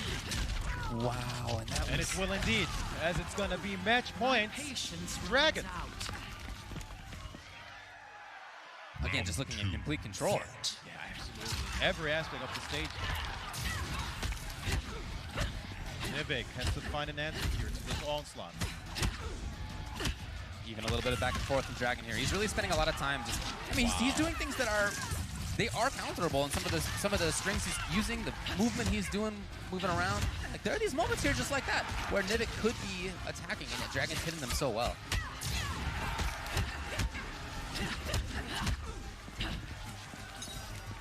I mean, he's just absolutely caged Jackie. We were talking about how she seems like an uncaged beast, and I gotta tell you, the bars are up right now. The padlock's on. Uncaged poppy oil, more or less. Okay, get something going. Nivik, make this count. Probably gonna see a teleport from Dragon at this point. Ooh, we've seen a couple. Ooh, the bait. Tricky business, and now he gets to build some space. Oh, the downtown from downtown, the down two coming through. What's it gonna be? The dash punch. Gets a throw, escape fail, Dragon. Threw out of the corner, nice. Uh-oh, 1-1. Oh. Nivik is so close to getting around. Oh, so no close. confirm from Dragon. Wait a minute. They're both sitting on the fails. Time, 13 seconds.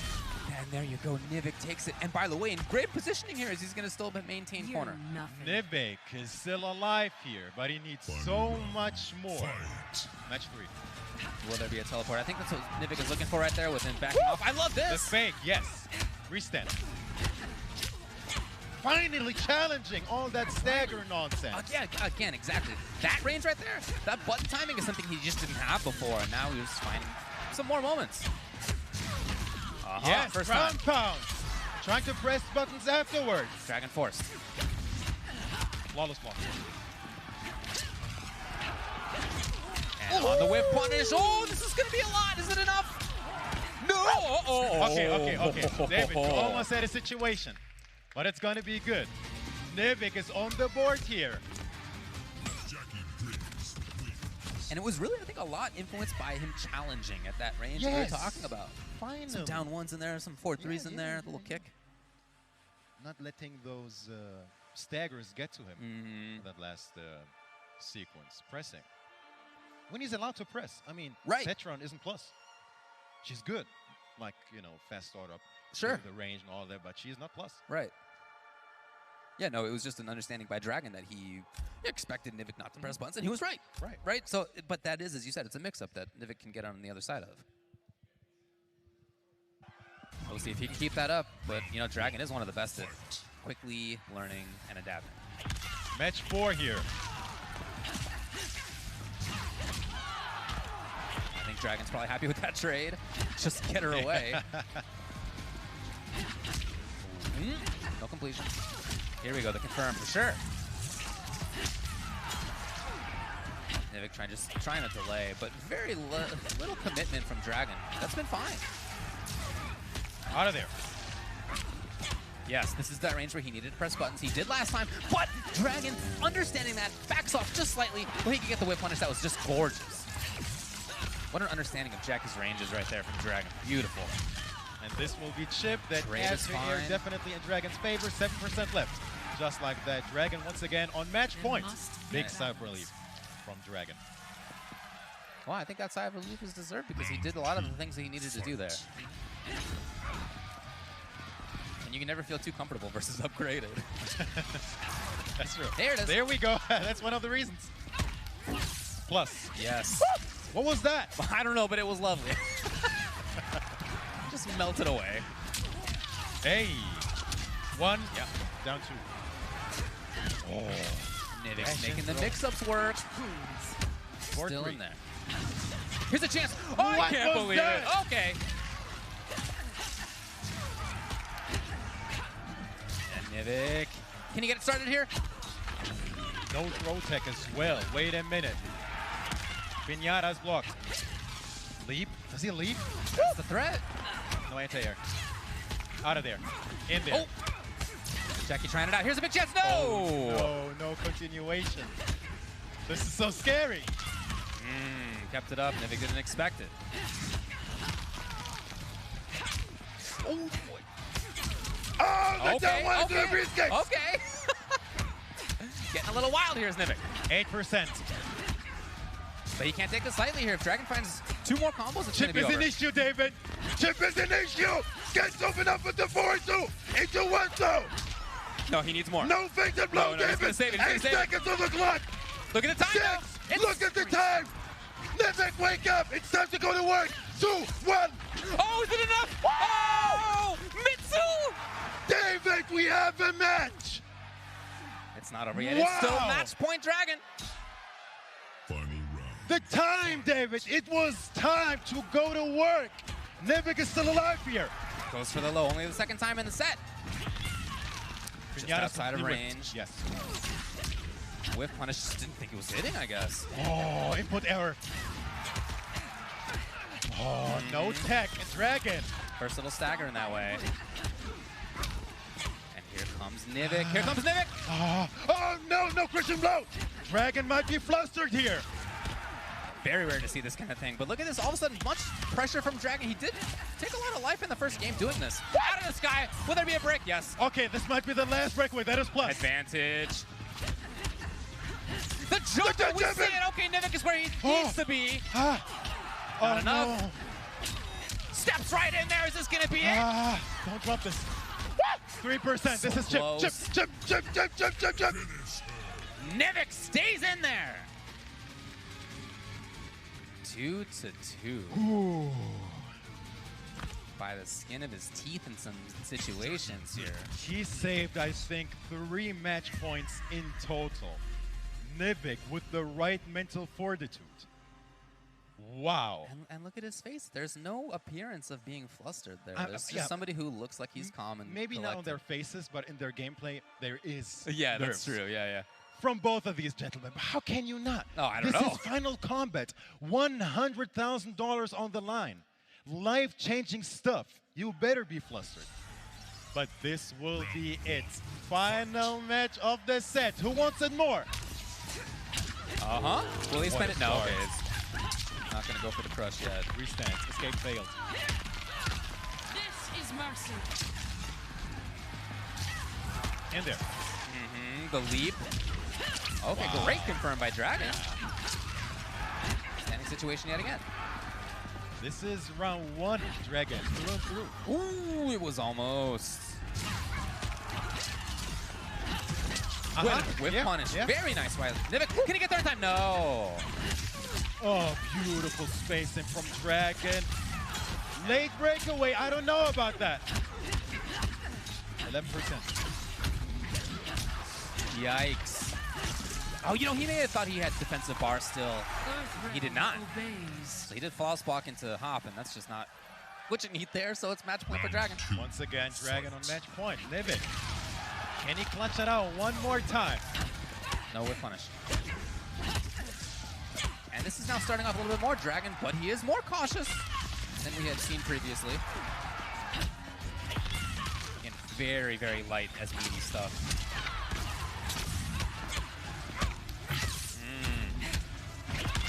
Wow. Great call out. Huge call out. Kick almost, and convert will do some damage at least. Looking for the grab there. Count. No continuation. Uh-oh. This is falling apart. He needs something big. Throw escape coming from Dragon. Oh, it's still doable here for Nivik. Outranges. He's looking for that leap. He's looking for no that leap. Punish. Yeah, that's definitely the name of the game right now. Dragon is being very cautious. Okay, punish, yes. Okay, this is doable. Oh, maybe not. I don't think this is gonna kill. Oh, that is so smart. That's pretty cool. Deal Yeah, the chip. and the range as well. Okay, wait a minute. Can he get that? He didn't punish it! He didn't punish That was the one time, and I don't think he meant to do that interactable either. He's all over the place, David. Oh, he might just block here. He might just block. Oh, look at him. He's a little Time buzzing is an issue. bead, trying to make his way through. Yeah. This is not gonna matter. Look at the time. Yeah, you're absolutely right. Two throws, maybe 3? If he finds a hit confirm, so Dragon's definitely just gonna block everything for sure. Throws are not gonna be enough in time, and Nivik knows it. Nivik knows it. So Dragon ends up timing out to take it 3-2. What a way to take it. I think if Nivik realized Dragon's strat there and maybe from earlier, I think it might be in the realm of the it would have been close. I don't know. What a Dragon way, by the way, to finish this. For sure. Absolutely right. Yeah, somebody who just understands, controlling, stage, spacing, making the mix-ups work, but also understanding that time is a resource, just like life Absolutely. is, just like the meter is, and he used that to his advantage. That was so smart to not, go with the full combat, just with the Baldur and was keep really it full good. screen. That was so smart. Yeah. Yeah, character specialists, man. They come up with stuff on the fly, just like that. Beautiful stuff. So Dragon continues on in winner's side. Look, he was second overall in points. I think he's somebody many of us expect to go far. But for Nivik, excellent showing, especially considering how things started off, right? The first game and a half, couple games, not great for him. Not great. But then Not so much. he started challenging in that range we were talking about a little bit better. Oh, yes. Mix-ups working out better for him. He started to understand some of Dragon's movement timings as well, and he did keep it very close. Like I said, he was a bit timid, but ever since he started to challenge all that 1-1 nonsense with the down 1 here, down 3 here, I was looking better, but unfortunately, it was a good set. That was It was a good set. That was a Yes, good yeah. That was a nice start for our little commentary. All right. I appreciate that. Absolutely, yeah. The one that we'll be having up next here is going to be Deoxys and Scar. That is a toss-up as well. Like, how do you call that? Well, I don't know. It's going to be close. We got a couple of boys here from Texas, and we're going to have a clip from them to see what they have to say about it. My name is Julian, my tag is Deoxys, and I'm from Dallas, Texas. I don't really want to play against anyone who plays Kung Lao, and sure enough, it happens to be my first opponent. But other than that, I've been trying to prepare equally for everyone. I never put pressure on myself, and every time I go into it with no expectations, I always end up doing better. My name is Brad Vaughn, also known as Scar, and I'm from Houston, Texas. I think it's gonna all come down to the mental. As long as I don't put too much pressure on myself, whoever I gotta fight, I gotta fight. You know what I'm saying? Anybody who I gotta go up against, I'm not worried about it. All right. Well, look, these guys have played before. A couple of players from Texas, and at DreamHack Dallas, Scar won the winners' final set between the two of them. That was 3-0. 3-0. But then in grand finals, Deoxys won 3-2, 3-2. What do you got for me? You will not command the nether realm. Wanda. My only memory is the burning of flesh. Live, March 8th, Walmart. Either in 400 stops or shops, I should say, or walmart.com, available March 8th. David, you were saying? I was saying, yeah, that's right. So Deoxys versus Scar, per Deoxys there, I think the expectation is Lao for Scar. It's unfortunate that he gave it away, that he doesn't like playing Kung Lao. Like, I don't think I ever would say that. Unless it's like a super obvious top-tier pick, but other than that, I don't think I would say, I hate Lao, especially with someone like Scar, who has multiple characters to his disposal. Well, there's an explosivity in Lao. There's a unpredictability in that character. It's just hard to manage that. Yeah. But it's going to be the same for Deoxys' character. I think we're all looking for him to play Jackie. Yeah.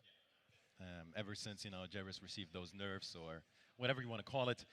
Yeah. I don't think we're going to see him too much. But let's see. Gentlemen, still setting up. All the way still winner's side. This is the 6th match of the day. Deoxys comes in 7th in points overall. And he got top 8 a bunch of times, only 9th a few times. Highest placing was 3rd at DreamHack Montreal. As I said, he did also win DreamHack Dallas, so that wasn't on the tour. And Scar started out, looking good. Had a bunch of placings, finished outside of the top 8 pretty consistently, but was always a big threat. Definitely. I mean, he's your combo breaker champion after all.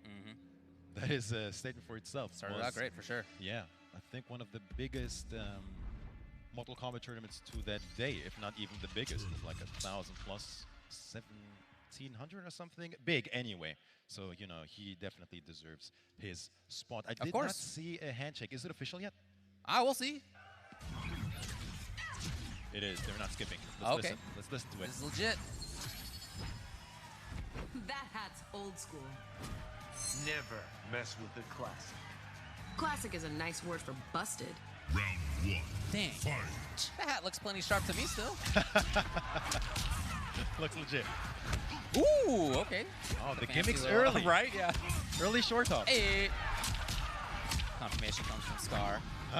Oh, this will be so explosive, David. Oh, this match will be out. so explosive. I love seeing that early back throw out of the corner. Yeah, that's what I'm talking about, right? And I understand why Deoxys doesn't want to fight against this. It's nutty. It's so nutty. Pokes into the head, into a full combo. Well, but Scar doesn't have to play that style. Scar is definitely somebody who can play consistently and solidly. But, you know, turning on the juice every now and then, pretty good.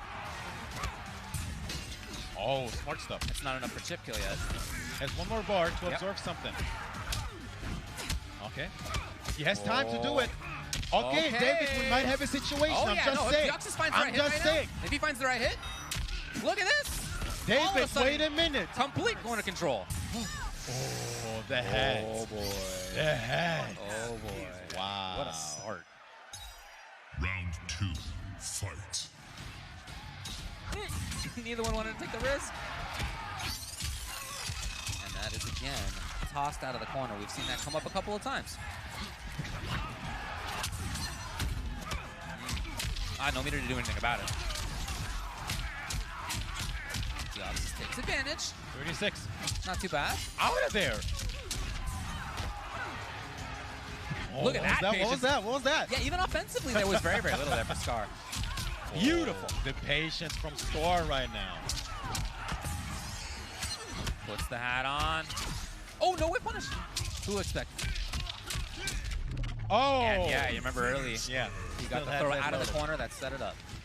Scar saved it for the end, and it was a great game one for him. I mean, look at that first round. Really could have gone the other way, though. Right, that was super close. So Deoxys was worried about Kung Lao for a reason, it seems. Escape fails. Not gonna matter too much in this matchup for Jackie.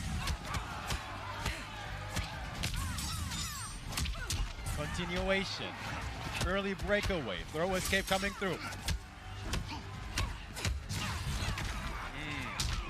Wow. Dive kick. Well, you know, they both took risks there in the air.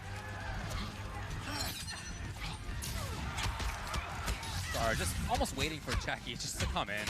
He'll start playing up again. Okay. 1, 2, 3. 300. He's trying to tech. He's just wrong on the button. And again out of the corner. That was Every a butterfly. And now the question is, will Scar be patient again on this? Oh! Spends all of it. Yeah, that's an expensive one, no doubt. But on the other hand, look, if he was going to get hit, he was going to lose the round, right? Yeah, with Fatal Blow, quite possible, yeah. Round 2, fight. Carl getting hyped for Deoxys. I like it. The low again? I don't think anyone has blocked that ground pound so far. It is so punishable. You just got to make the right read, and that's not easy to do. No.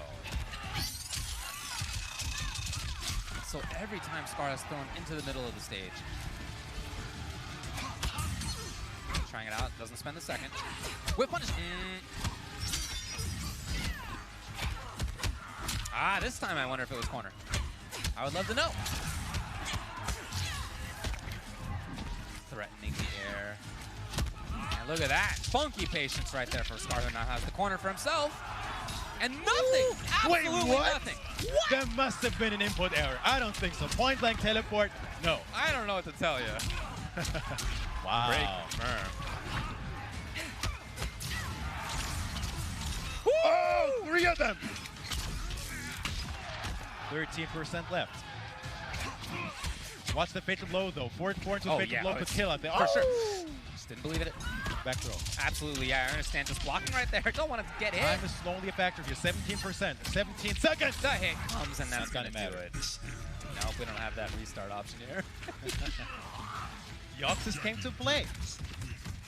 Yeah, well, again, even in that first round in the first game, he almost took it. Oh yeah. This is not a wash by any means. No, no way. No way. Match 3. Here we go. Can you get it in time? Yeah, nice. Okay, well. Again, and blocked correctly. That's come twice, and Deoxys has been ready both times. Another But Scar has not been ready for that, I'll tell you. Who would be? Wow. Yeah, Scar. It's not really Kung Lao's turn after that. Yeah, he's playing a bit disrespectful here, Scar.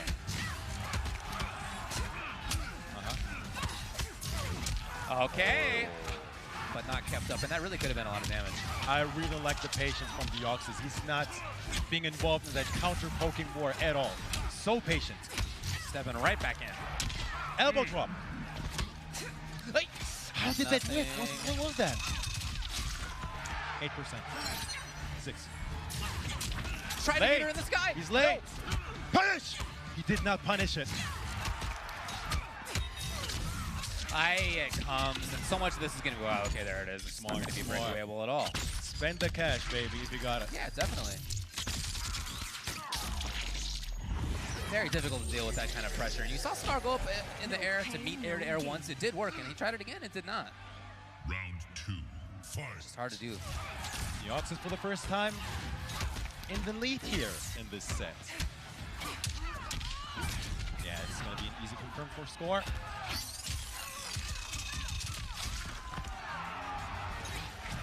Threatens it. Out of there.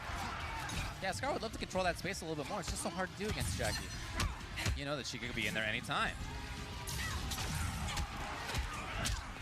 Yeah, she just makes her way right in there yet again.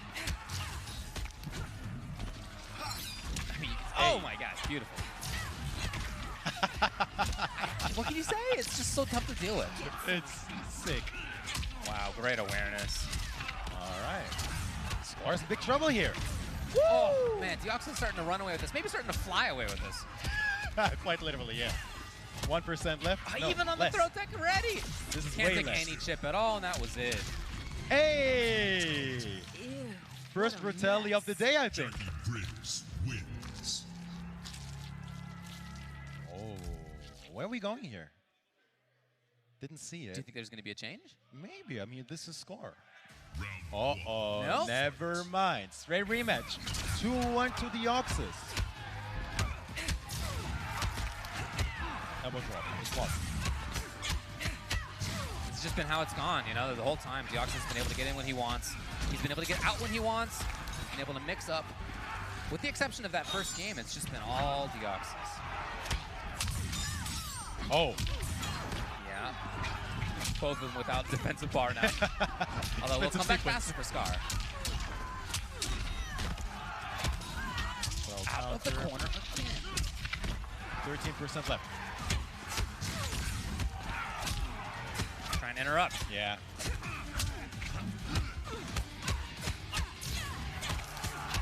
Look at this. Oh, Scar the trying to find spacing! him. Yeah, that was beautiful right there by Deoxys to take advantage. Uh-oh. 1 back 2 to fade the blow, perhaps? Doesn't find it. Wait a minute, David. Oh, it's doable here, for Absolutely. sure. Uh-oh. 1-1. Hey! Oh, Score said, get that heck out of here. Score. Round 2, fight. First time we've seen that. He cleans the sky with that up two. Yeah. Yeah. Oh, all the of second them. one. Yep. All of them. What a block on the empty low. That was cool. All right, escape failed, and you know against Kung Lao that's going to be a threat. Yes. Air to air, and that should be it. So Scar comes back, and it'll be 2-2. Convincing as well. Yeah, air to air did work there, right? We've seen that work and not work too. It did work there. I don't know how to feel about this. Straight rematch from Deoxys. At least take a breather, maybe. No, keep in mind, Score is the veteran here. Throw counter. Deoxys is in big trouble here. Wake up, Buttons. Yeah, he tried something. Oh no! Gotta imagine that was an error. Cannot miss those opportunities. Make this count. It's tight execution, but yeah, it's something you need to do. Not that easy to do, and now Scar is just kind of waiting, it seems, until Deoxys makes his way back in. That's for death. Tried it all. And again, that low has hit 100%. Great defense, great patience here. But Scar's running out of real estate. He's caught. 9%. He's caught, and no buttons from him either. 4. The corner, could he make something happen? Chip's gonna be a problem. Oh, And he on was top looking of it, for it, David. even on top of Lao up two, Wow. up in the sky. Match point Deoxys. Oh, throw escape coming through. Flawless block, yes. The floor is lava. Oh boy, what a call out. Look at him. Look at her. Look at him. Again. What is this? A chance. maybe unable to take. Big opening. Wow, beautiful confirm. Knew exactly how close he was to the corner. Back throw. Scar's in trouble. I think he tried to meet her in the sky. It didn't work. What? Through the head? Deoxys! The low has been 100% absolutely. It's big trouble, and there's Deoxys taking it 3-2. Wow. Deoxys was going 200 miles per hour in that final round. All over Scar. Putting it in loser side. That jet engine of characters revving through the sky up there. No Jet cloud in sight. Wow. All right. And it was strong. I mean, it was still 3-2. That was not. Like I said, yeah, that was no wash. No, whatsoever. it was not. But yeah, you could see how difficult it is to deal with a Jackie who understands when and where to leave. And how to leap. It's not like it might look easy, like yeah, we all just know do it's the leap. gonna. Leap, Yeah, leap, right. leap. It's not that. It's not that simple. It's definitely not that simple. There's many layers of mix-ups, and of course, the ground pound with still 100% hit rate. I think to this day. Yeah, of course, there's much less damage if you get hit by the low than if you get hit by the overheads. Well, unless of course you want to amplify it. I think that by itself is like 12%, I mean, you know, which adds up. It is more. But that was the story of the sets. I loved how Deoxys found that period of time when he felt that Scar just wasn't going to challenge, and he was leaping. Great movement. He even called out some air-to-airs that Scar would have liked to have made happen. There was one that did work, but then there was one later on that just, oh, look at that. That was a good sequence, man. And orbit up there. And yeah, at this point, it was going to be a very, very difficult comeback for Scar. So Deoxys moves on and winners. Top 16. Next matchup will be, David, Ninja Killer versus Conqueror. First of all, thank you so much to WB and RS Intersport for making it possible for Conqueror to come here. Once again, like it's 2020, we're still dealing with this nonsense, which is like visa issues and all of that. Yeah, thanks to E5 Pass for making that happen. That was As well, extremely important, as as well well. as everybody involved with the rest of the operation. It was not easy to make happen, I know. Yeah. So it's super cool that Conqueror could be here. Definitely, but he is here and he has a lethal Sub-Zero. Let's see what these gentlemen had to say. My name is Jerry Gooden from Duluth, Georgia. You know, my gamer tag is Ninja Killer. Conqueror, he's definitely underrated. He's like one of the best Brazilian players I've ever seen. It's nerve-wracking too, don't get me wrong. First time being in the finale. I came so far, so, you know, got to do my best. Meu nome é Wellington de Castro, minha tag é Conqueror 249 e eu sou de São Paulo, Brasil. Eu estou preparado para todos os oponentes. Eu vou dar o meu máximo, vou dar o meu melhor e espero que todos os brasileiros torçam por mim. Meu nome é Wellington de Castro, minha tag é Conqueror 249 e eu sou de São Paulo, Brasil. Então, sobre o visto, foi uma situação muito difícil e eu quero agradecer muito a Sherry, junto com o projeto E-Fight Pass, que me ajudou a conseguir fazer entrevista, me ajudou a preencher os papéis e me ajudou a estar aqui hoje. Então, eu me sinto muito feliz por estar representando o Brasil nesse momento. Quando eu ganhei a Liga Latina, foi uma felicidade imensa em estar representando o Brasil. E por estar aqui hoje, eu vou dar o meu máximo, vou dar o meu melhor e espero que todos os brasileiros torçam por mim. Ganhar o Final Combat para mim seria tudo, pelo fato dessa batalha que eu já estou faz muito tempo, já desde 2016, 2017. E eu sempre gostei de competir e ganhar o Final Combat para mim vai ser algo muito bom por estar representando o meu país e por mostrar que o nível do Brasil é muito alto.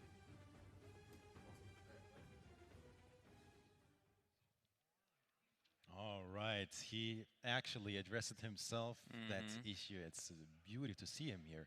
And, you know, it's a beautiful story to see someone, you know, actually carry their flags and, you know, actually have that relationship with their country, their nationality, and, you know, it's a beautiful thing to see, and hopefully, you know, it doesn't add to the pressure that is already on being at Final Combat. However, Ninja Kill, on the other hand, you know, I don't think I've ever seen him that openly address nerves when it comes to that. Maybe once or twice, but, you know, it's cool to see that, you know, he shows that, hey, I'm still human. I might, you know, be mopping left and right, but, you know, I'm still human. I feel the nerves as well. And once again, how could you not? $100,000 on the line. Thousands of people watching, people in attendance. And yeah, I'm not sure how this one goes, David. Are you trying to spook him right now? I can hear you. He has those headphones on. Right. Your plugs. Look, he is, if you think about it, a rookie in terms of his competitive seasons, right? This is still the first sort of year of Mortal Kombat that he's come out to tournaments. He won the very first one that he came out to, and I saw him say afterward that he was like, look, I don't know how these tournament players do it. It is nerve-wracking to make this happen. And yet, when he traveled after that, he got fourth, first, third, first. I mean, what a series for somebody to burst onto the stage in this way. It's not like it was a big secret. He did great in online stuff before. You know, he was a terror and people knew it. But turning that kind of online play into offline success is not easy, and yet he's done it. Especially in your first year, David. You usually go 0-2 in your first year. I mean, that's what I did. No shame about it. And you are player hating. How easily my point is proved. Conqueror represents such a strong scene in Brazil. They have fantastic players down there, and I'm really excited for him. I love his sub. I think there's a crispiness about his movement with the character and his hit confirms with the character that I feel like nobody else has. His movement, his buffering, his hit confirming, as you said, it's an absolute masterclass of Sub-Zero. Let's see it. However, on the other side, showstopper Johnny Cage. He knows a little something about spacing as well. And keep in mind for Conqueror, this is a guy who's come up here. I mean, he would address the visa issue there, right? He won Liga Latina to get here. It's not like he was grinding the points. That's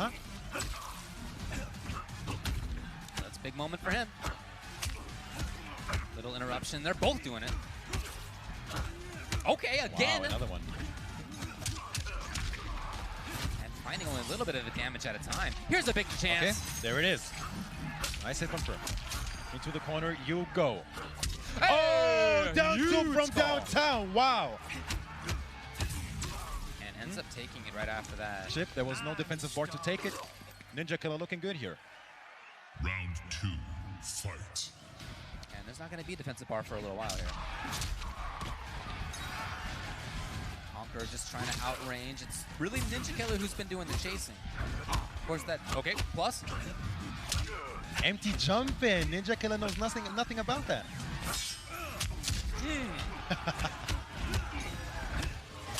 Hey, they both have the same idea.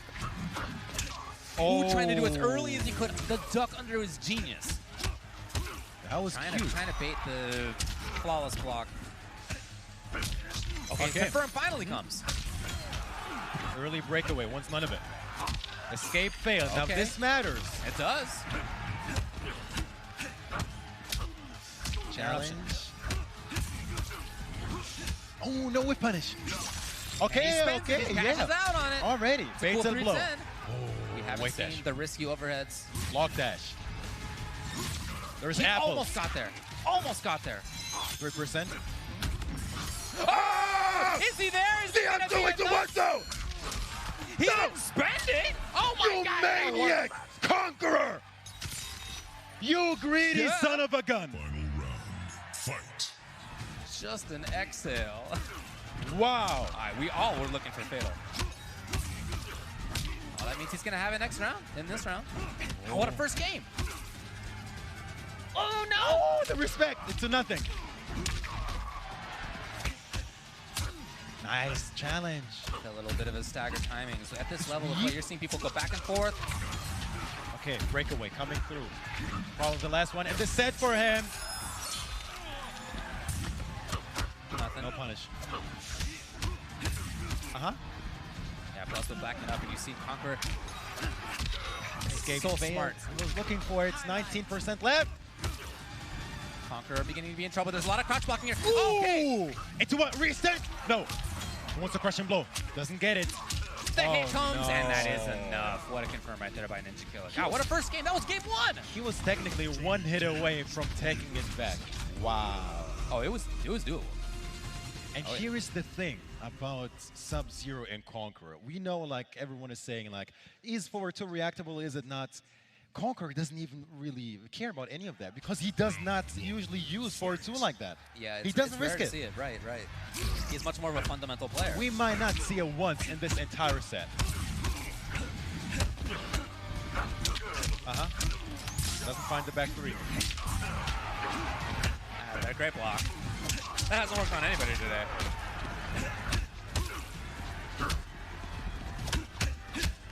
I do get the sense that Conqueror is beginning to be maybe too patient. See if Ninja Killer can take advantage. Yeah. Showtime.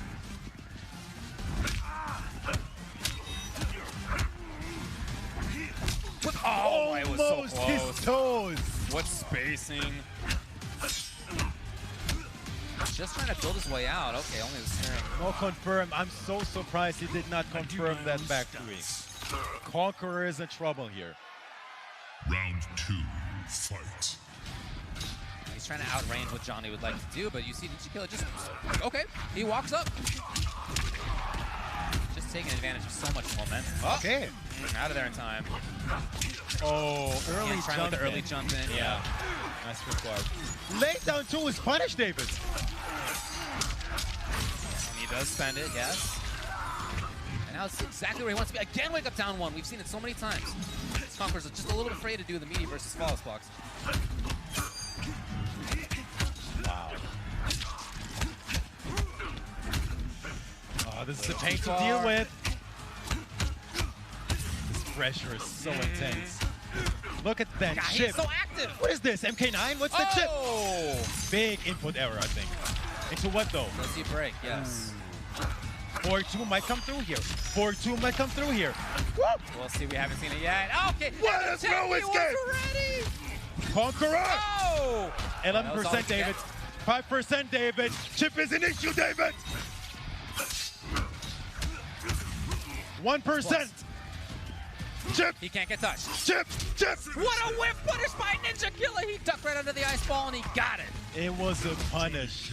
It was a punish. He had no chance to duck it whatsoever.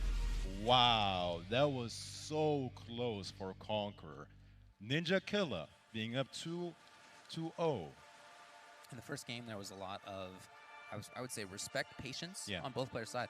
In that game, though, as it went on and on, where it was more and more just Ninja Killer taking advantage of Conqueror's patience, right? He began to be the one, Ninja Killer began to be the one who was moving forward more, pressing more buttons. Great harassment in the corner, for example. But that's the thing, like, how can you not respect the Johnny Cage who has you cornered? Yeah. Like, it's suicide, one way or the other. It's hard to get out of, for sure. All right, his friend here, which is Killer Genok. Yeah, coming up to have a conversation. Mm-hmm. Forget about all of that, he says, I think. Just press the buttons. Yeah, he might have recognized the same thing. We'll see. See what the adaptation is here. Mm-hmm. It's got to be something. It was looking good. Like this, once again, is not a wash. You just know that when you're playing against somebody like Ninja Killer, he has so many threats available so often. And he used some of them in the first game and then just didn't have to anymore in the second game. So we got to see a change from Conqueror. He's ready there. Good start for Conqueror. Oh, so chases him down. Doesn't amplify though. Yes. Ooh, wow. He was fishing for the punish attempt. Conqueror. Okay, look at this. Exactly the kind of change I was hoping to see. Just more activity out of Conqueror. Oh, the naughty stuff. Throw escape. Not getting shimmied. This is good stuff from Conqueror. I like the patience. Yeah. Down two. Raw. The stagger. 14% stagger. Oh, this is it. Sunglasses. Oh. Van Damme kick for good measures. What a comeback from Ninja Killer. Match point. Round 2. CGL's Ninja Killer here. Here's the pressure, the infamous Johnny pressure in the corner. Chip heads up. Yes, the interruption found, but then into nothing. So many buttons, so many flawless blocks. Let us plus. Okay, takes advantage of the plus range. Just jumping out. Here's a big moment. Ninja Killer finds it. A force break.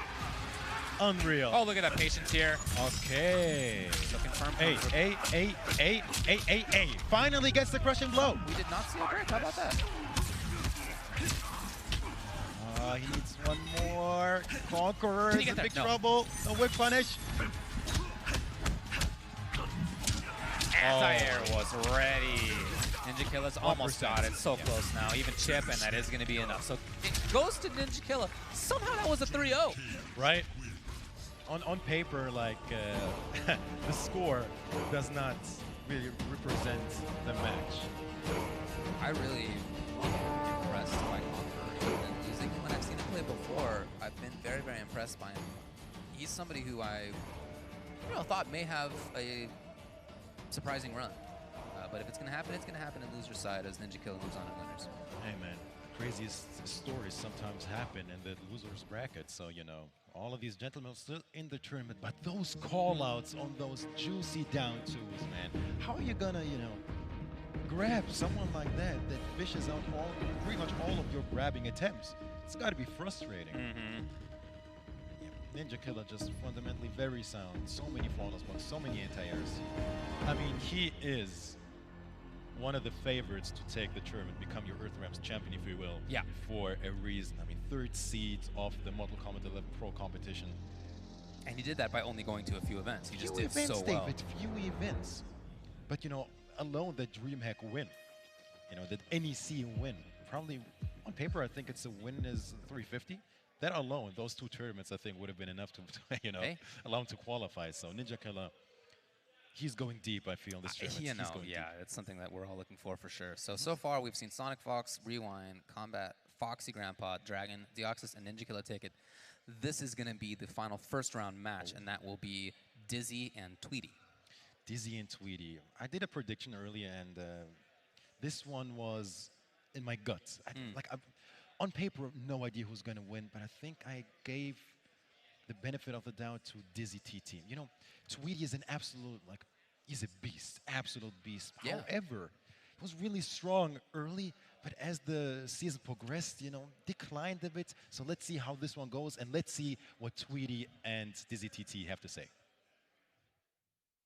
My name is Tyrese Dizzy Carl, and I come from the UK.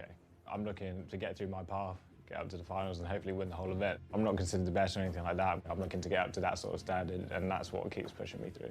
My name is Tommy Tweedy. I just go by Tweedy, my tag, and I'm from Newcastle, Indiana. I played Dizzy first round, so of course I'm trying to get a W on him. But besides that, I'm really looking to take out the big dogs, you know, Ninja Killer, Sonic Fox, like all those guys. You know, I just stick to the process, and I think if I just keep going, I could get there.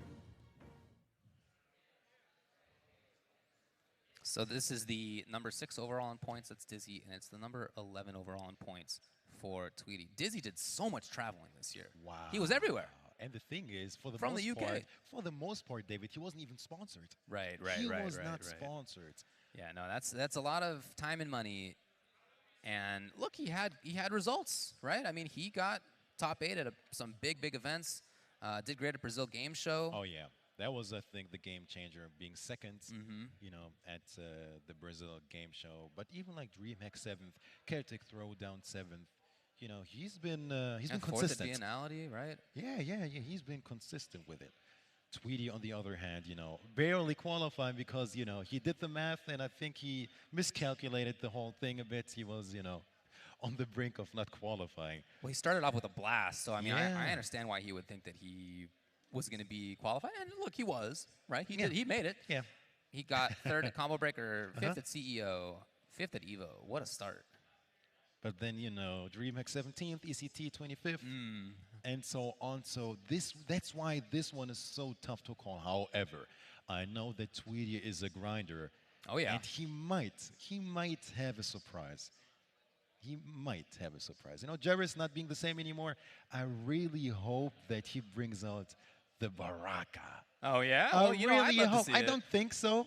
Yeah. But yeah, on paper, I still think Baraka's a good character. I mean, I agree. And he had so much success with Baraka. I mean, Baraka really, I think he's being slept on. So many characters got nerfed.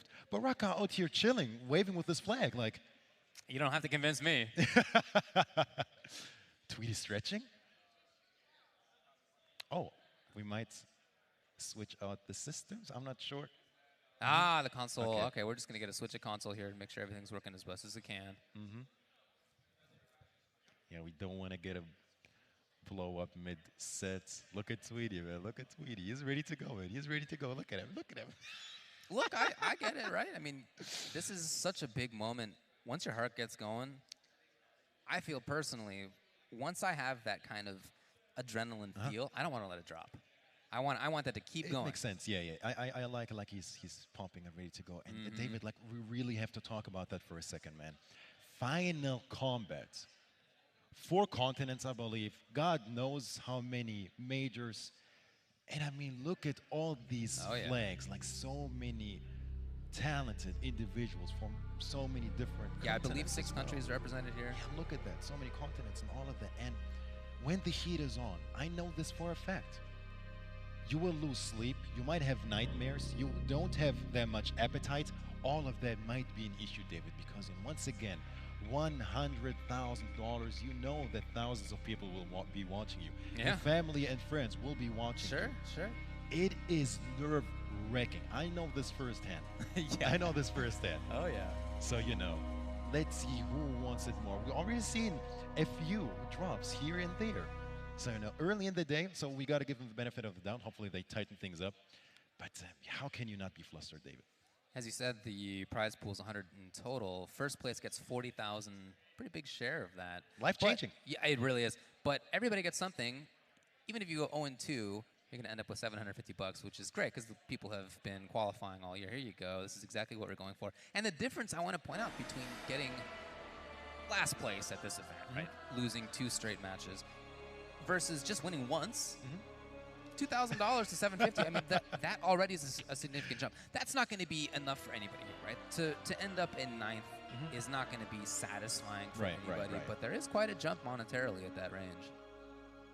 And you know what's sad, David? By default, if you do the math, half of these gentlemen will be going 0-2. Can you believe it? If you say it like that, doesn't that sound brutal? It's a quarter, but yeah, no, for Doesn't sure. that sound brutal? Well, that's how it is. We're here to see the best of the best. It's a quarter, you Kick said? everybody else to the curb. A quarter goes 0-2, not the half? This is why I don't do math. I do commentary. We're not the ones running the bracket back there. It's okay. That's the Illuminati. But yeah, speaking of which, thank you to the Illuminati pretty much, Intersport, NRS, WB, for giving everyone a chance to get paid and not go home, with a goodie bag and, a hoodie maybe. Everyone goes home with some cash. I really do think that's important. Yeah, as you said, a quarter of people necessarily will go 0-2. As you said. As you said, a quarter of people. And, it's nice to give people at least something. Now, this has been a year-long qualification process, so everybody by getting here has had results already, and many of those are associated with some money. But again, that's not going to be enough for people. They want to get up into that grand finals, not just for the big money, or even primarily for that, but that's nice. Definitely. That's or not bad. that trophy even. Yeah. Did we see the trophy? Did we get a shot of the trophy? quite up. Production, can we get like the jib on the trophy, Yeah, please? it's pretty Like, nice. The trophy, I've never seen anything like it. And whoever wins that, how are you going to ship that? Look at that. It's a replica. That is not like a miniature that we've No. zoomed in on. No. 1-to-1, I've heard. 1-to-1. Of course, the sticker, final comment, and all of that. That is the trophy. That is not a prop. That is the trophy. Shao Kahn's hammer. Down 1 annihilation. Shout outs to VGY. Yeah, and I'm glad that, for example, Tekken Master has Shark Teeth here to help him lift that trophy in case he wins it. I don't know if he can handle it by himself. It's 40 pounds. How are you going to I mean, that's it. hand luggage, just casually how do walking you get around it home? there? I don't know. Where's my business seat, by the way? That might not be allowed on Right? carry on. Way too big. Way too big. Dude. But that is quite the trophy, man. That is quite the trophy. Yeah, that's one of the coolest ones that I've ever seen in fighting game competition. I think it's really unique, very cool. It's something you can hang on to forever. I mean, I keep talking about Earthrealm's champion, maybe Outworld's champion with that trophy, man. Shao Kahn himself. Yeah. That is really Champion of the really cool. realms entirely, for sure. Pretty much. But once again, if you just joined, this is Final Combat 2020. We're live here in Chicago. Very long day full of Mortal Kombat action. Yeah, and again, this is at the end of the first round. So we took a look at the bracket before. Now it's going to be Dizzy and Tweety. I asked Dizzy before if they have fought each other in tournament, and he said they have not. So it's going to be something new for both of them. Many of these matchups, especially as we get further down the line, will be between people who have played each other in competitions before. And if you've played somebody in competition, the feeling of it and your sort of understanding of how to adapt, how to change, is different than if you just played in casuals. Most definitely. And, back a few years back, we always had that discussion like EU is free to US. Yeah. Because they always had, better training partners, more locals, all of that. But nowadays, you know, with that superb netcode, which, you know, Mortal Kombat 11 has, not that much of a big deal anymore. Of course, offline, online still, you know, Yeah, two different things. Offline is just going to be always inherently better, but Of yeah, course. the online play is very strong. Look, I didn't know about the international scene. I knew that there were players. Right. I didn't know that it was like that until MKX, when 2 UK players got in the top 8, when Bahrain got into grand finals in the next year. I haven't slept on the international scene since then, I'll tell you that. So it looks like this is going to be Sonya and Geras after all. Jairus, he did it. Tweety, you madman. It's official as well with the handshake. Wow. And I know that Dizzy's been practicing a few different characters too, so for him to stick with Sonya here, a character he's used a lot, but he has been practicing What others. is this, month 1 of the game? Sonya Right, and Sonya and Jairus? Geras? Yeah, these were the terrors of month 1. I've never been so hyped to see Yo, Jairus. the I start think. with the hop, that was so sick. Yeah, I know, yeah. This We're is like a good stoked one. to see Ringmaster Sonya and Infinite Ward and Geras. But no, that is the state of things. The characters you don't see quite as often anymore. Here we go. Dizzy TT versus Tweety. Sonya versus Jairus. Here we go. Oh man, I'm looking forward to this. Up 2, coming 2. All right. Keeping it pretty non-committal there. Plus. Knee. Had that intimidating walk. Aye! The nonsense down forward to Sandstep. I missed you, Jairus. I missed you. Round 2, fight. Woo! Tried to down one it. No, that little dangling leg. Got her. Got the option select as well. Heck was that? I'm not sure. Ooh, high crush.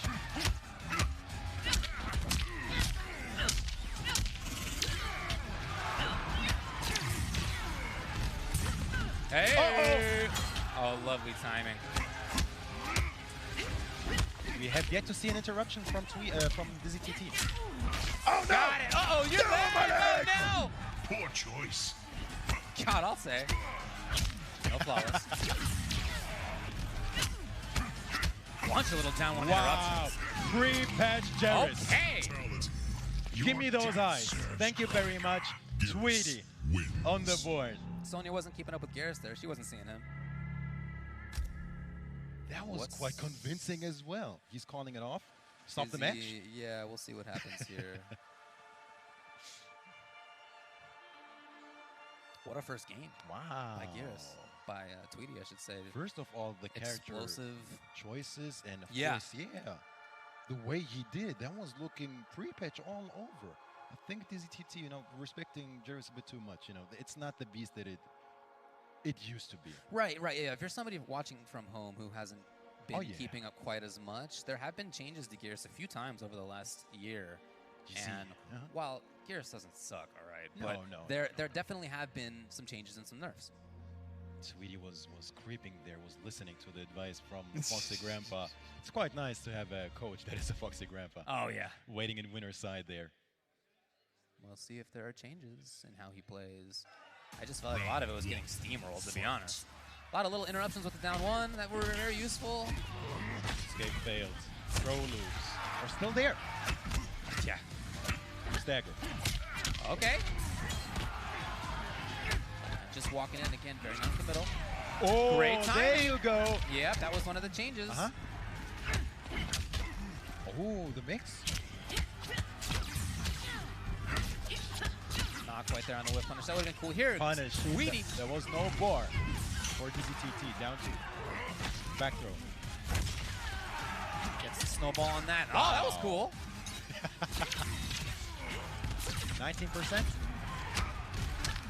And no extra button, but Dizzy was ready. It is enough. Just enough. No discipline. Dizzy TT with the adaptation on the board. Fight. The little hop just in case of sand trap. Yeah. Yeah, he's avoiding that. Smart. Smart. Oh, yeah. Not in range. Tweety's trying to make it happen underneath, but no, you can see she's just above. But if he gets it, it makes sense. Sure, yeah, if he finds it, then he gets not only damage, but he gets to get right up close. And the crushing blow, of course, because it whipped Yeah, quite a few whipped. times. That's true. Doesn't watch his feet. Oh Yo. no! Back throw. He needs so much more though. Oh yeah. To stay alive in this match. Great confirm. Not in there in time. Wow. Okay, cancels it and Dizzy gets the grab. It's very close now. Tweety's in trouble. Chip is an issue here, 6%. Yeah, really swinging for the fences on that kind of thing. All right, wow. Back to back, convincing matches. Sonya wins. It's gonna be 1-1 in the last round of top 16 winner side. It was pretty convincing in favor of Tweety, like you said, and then it was pretty convincing in favor of Dizzy. Round 1, fight. Spread rematch, match number 3 here. Okay, funky timing. And now it seems a little bit more like deliberate button timings here from Tweety as he moves in. Escape failed. Yeah, nobody looks for the throw out of the corner. Now, the real question is, David, when will we see the 4-2-1 into raw choke? It's Tweety after all. He has no fear. Well, no need to yet, I guess. Hey,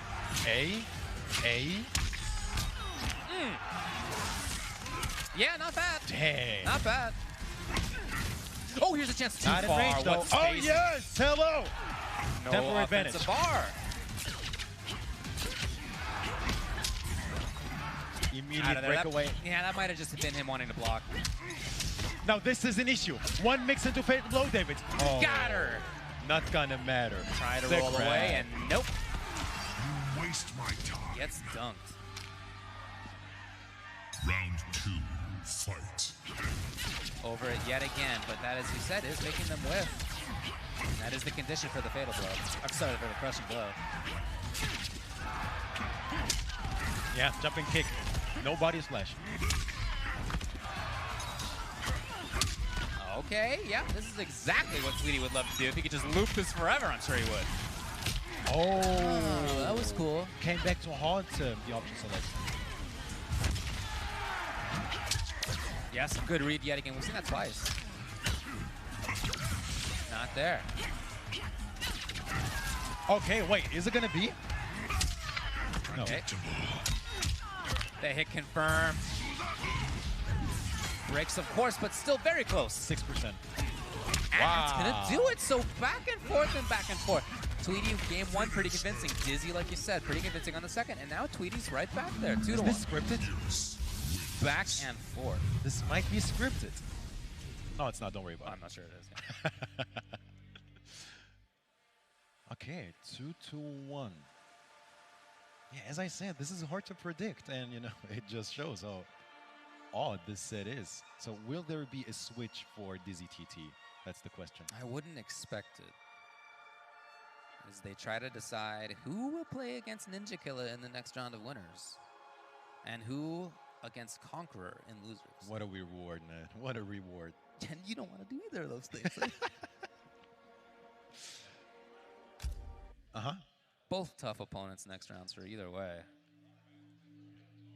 And now there was no change? Back to Sonya? Yeah. No. Okay, that's what I Wow. thought. Potentially That's what I was final looking match of this set. for. But it's been so back and forth, I almost feel like Dizzy should take this, right? Just Right? Yeah, by default, right? Of course, if that keeps up, Tweety's going to be the one who takes it. Dizzy's got to get some interruptions going. But he's looking great so far. I love the movement here. Just very deliberate, constant offense. Huge, lively, and he interrupts. Beautiful stuff by Dizzy. David, history is repeating itself. Look at that. That's right, that's right. If only he could have Round 2, selected a different option to avoid the whiff on the roll. But oh well. Nice block Blocks on the correctly and overhead. tries to take a little bit too much time there. Gears was such a fast down one. Doesn't interrupt anymore. I don't know what he's afraid of. Right in there yet again. Dizzy's in trouble here. There's no defensive bar. He's got to deal with the Gears in his face. And maybe trying to duck and just, yeah. you know, it didn't work out. Call out on the throw. Back throw. Tweety in there again. If he finds one more hit, one more grab. Up 3. I mean, this is Sonya. Oh, Sonya can do it. Here's a Okay, chance this too might be the close. start of something. tried to get, and not quite there. Walks forward deceivingly into the knee, and that's the match point for Tweety. Match point Tweety over Dizzy TT. Final round. Fight. It's almost like Tweety has been waiting for that. Oh, nope. Again! Big whip punish. Ooh! We almost had a situation.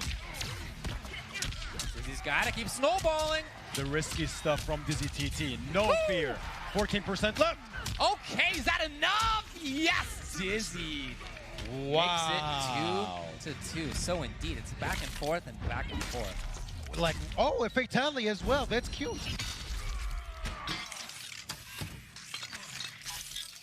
Well, he's already dead. Okay, now he's dead for sure. Fatality. Not for long, though. It's Garrus. Yeah. He'll be back. He can't die. He can't die. I've never noticed that the drone said blade on it. Oh, did it? Yeah. Oh, sick. Okay, we're thinking once again. No, we're not. No, I think it's just going to be the same. And you've proven yourself, if you're either of these players, that your character can do it clearly. It's 2-2. And convincing fashion once again. Yeah. Hoppity hop. Little bunny rabbit Sonya on the other side. What is that?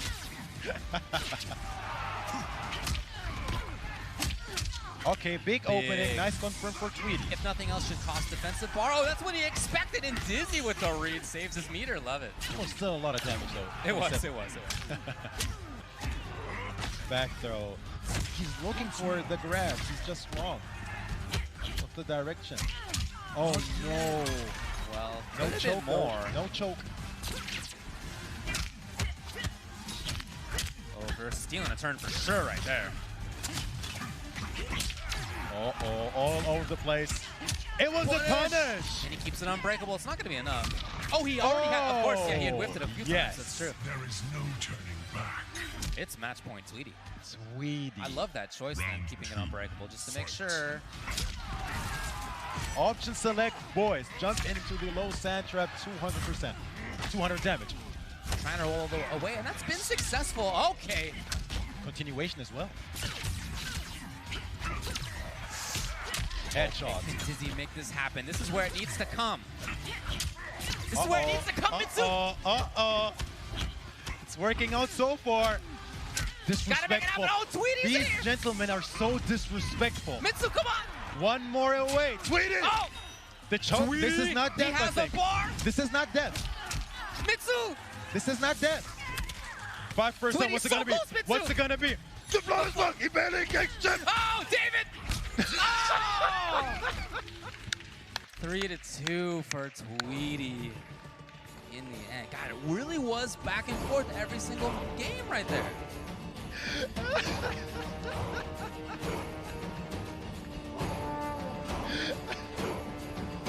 You know it's a good sense when David himself screams David. Tweety moves on, and again, his reward is to play against Ninja Killer. So now, again, we've gotten through the first round of the winner's side. Keep it together. Yeah. And up next, look, there's going to be some classic matchups. If we can go back and check out the bracket here real fast. We have some fantastic matches coming up shortly, including Sonic Fox versus Rewind.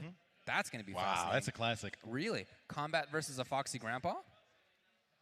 There it is on your screen. Dragon versus Deoxys. And then to round it out in winner's side, Ninja Killer versus Tweety. Those are all fantastic winner's side matches. That's just winners, man. That's just the winners bracket. On so loser's side, yeah. Stabs versus Hayate, Tekken Master versus Samij, Nivik versus Scar, and then Conqueror versus Dizzy. That's your loser's side. Yeah, those are all fantastic. So no one is eliminated just yet. Everyone is still, you know, very much alive and their dreams. But yeah, we're getting closer. We're getting there. So losers You see it on your brackets. bracket right there. Unfortunate for the two Canadians to have to match up against each other right there.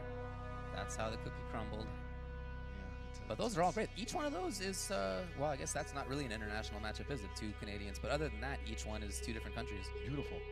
I love to see the diversity of the flags. Yes. I definitely agree.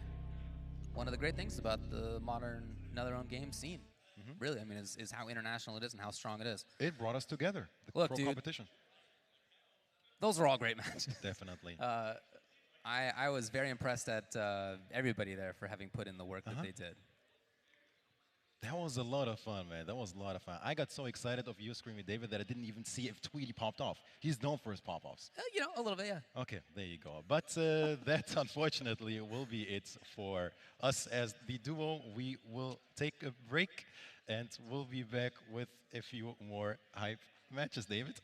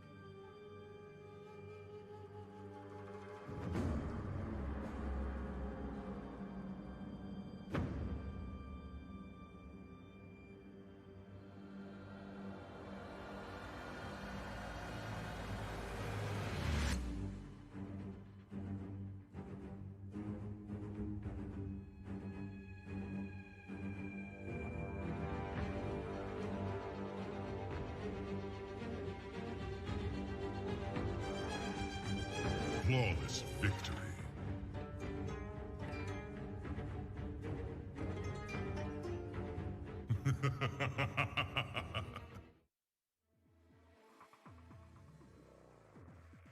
Hot takes. I don't think it's that hot. It might be cold as ice, but I see Sonic Fox definitely taking it. I mean, how can you Mortal Kombat X Season 1, Season 2, Season 3, Injustice Season 1, Injustice 2 Season 2, and now Final Kombat, Mortal Kombat as well. A hot take I have, again, to dip into Hayate, it's Aaron Black. That character, the way the community sees him now, is just really, really bad. But I think because of how everyone sees that character, they might not see Hayate coming. One of my hot takes is that a young player by the name of Deoxys is going to make a really deep run up until possibly top 4. Tekken Master has been a big question mark in the community in terms of who's he actually going to be playing. And I think we're going to see a huge surprise pick in Katana from Tekken Master, because Highborn is a character that the Middle East community have been kind of screaming from the rooftops about for a while. I've been really impressed with Conqueror lately. His Sub-Zero looks incredibly on point, and he's kind of like redefined how Sub-Zero is supposed to be played.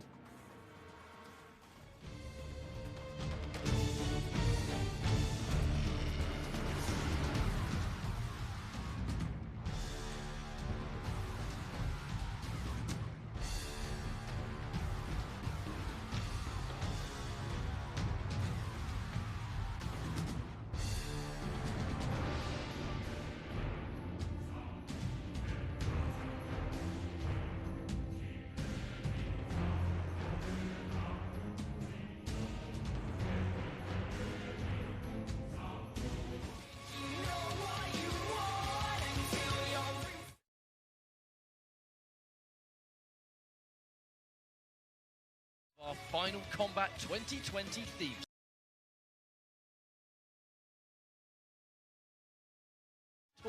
.com and pre-order today.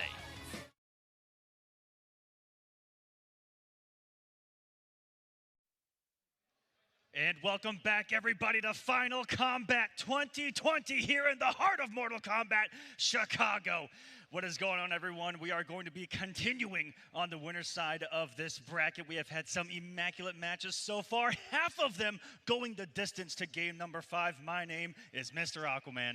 And my name is Ketchup. The matches that we've had today are, I think it really has been officially a taste of things to come, but as we're moving on through this bracket, we've got our next round of winners, so the players here have already won their matches to reach this point. But, I mean, come on, this is a World Finals. You expect it to be close, and most of these matches have been. That they most certainly have. You talk about 16, the best on the planet for display for you guys. We're moving on to the next round, winners quarters finals. This is not even to the top 8 of the bracket. You know, we have the likes of Sonic Fox versus Rewind, first matchup. This is a run back of epic proportions throughout NRS history. After that, we're going to have KOMBAT versus Foxy, Veteran versus KOMBAT coming in and looking so strong. You know, one of the favorites to, you know, get that last spot, got the last spot, is here, performing really well. We got Dragon versus Deoxys, all of these names giving shivers down my spine, by the way. I mean, this is a World Finals runback that we are just about to see as well. Same character in Joker, different game entirely in Mortal Kombat 11. You know, Fox, they're looking to make a statement and win 2 World Finals with Joker in 2 separate games. Rewind, I mean, everyone here wants to see Rewind do well. He's got a diverse character pool. Natural skill is off the chain. And this is definitely going to be one of our more competitive matches today. Rewind has been able to defeat Sonic Fox in tournament before. Can he do it again? About me and Takeda? This is the ultimate test here. You talk about it. This was the grand finals of the last championship for NetherRealm Games. Let's go! All right, so we have Joker versus Jackie. We've seen enough Jackie at this point. You know what she can do upgraded. She's going to have that crazy pressure on deck. But right now, Fox immediately getting that hit confirmed into a knockdown. What's going to be next? It's all going to be really who gets the momentum early on. Both of these characters can ride that wave so hard. And we're going to see what Sonic brings to the table as far as the options against these leaps that we're going to be seeing out of Rewind. I mean, Rewind's a play. He's no stranger to these kind of high execution, float style characters. Let's not forget Injustice 2, he had one of the best blue beetles in the business. Execution's not really something he has to worry about, but Fox really loves the setup characters. Right now, though, getting clipped immediately. A second bar's going to get spent. Give me those launches, and the third one just stay nice and safe. Rewind in a good position now. Fox getting clipped, and that's going to be a clean round 1 for Rewind. And that was just a feel-out phase up until that one strike from Rewind, and we saw him go from half screen to corner, the positioning, and just a clean execution of Rewind there to take the first round, the massive swing of the 2-1.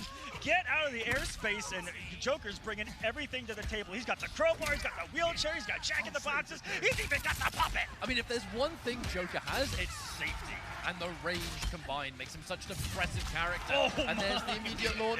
Get out of the airspace. Joker has got some pretty decent options for shutting down that jump. But right now, a forward one-ender.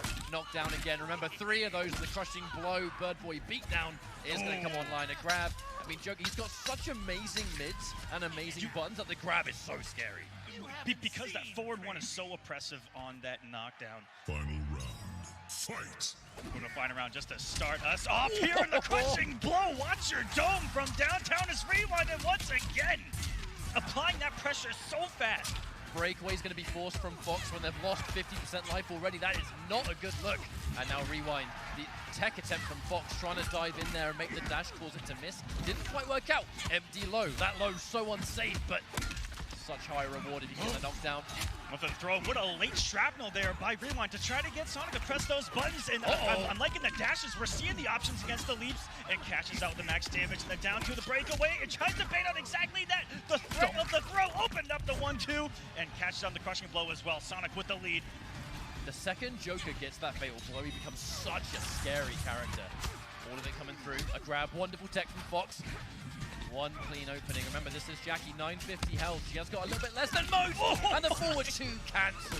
Joker, I mean, we've barely touched on this today, but the Joker, one of the absolute scariest characters in the roster once he's got Fatal Blow. He's one of the only characters in the game that can cancel it, and cancelling it leads to a mix-up. You fear that forward throw. Joker's 1-2-3, it's safe, confirmable, and if you expect a grab, will delete health. That's exactly what happened there against Rewind. And almost in a risk, you saw Sonic take right there off of that same exact option, risking the 1-2-1, which is a full combo punishable on block string as long as you crouch the high ender. But you saw the damage output that Fox got, taking the risk of the launcher there. And this is a character catch up that it's almost like the character was made for Sonic Fox. You know, one of the archetypes that we don't really see in MK11, and we didn't talk about the lot coming into this, that this is a setup character, instant jump one.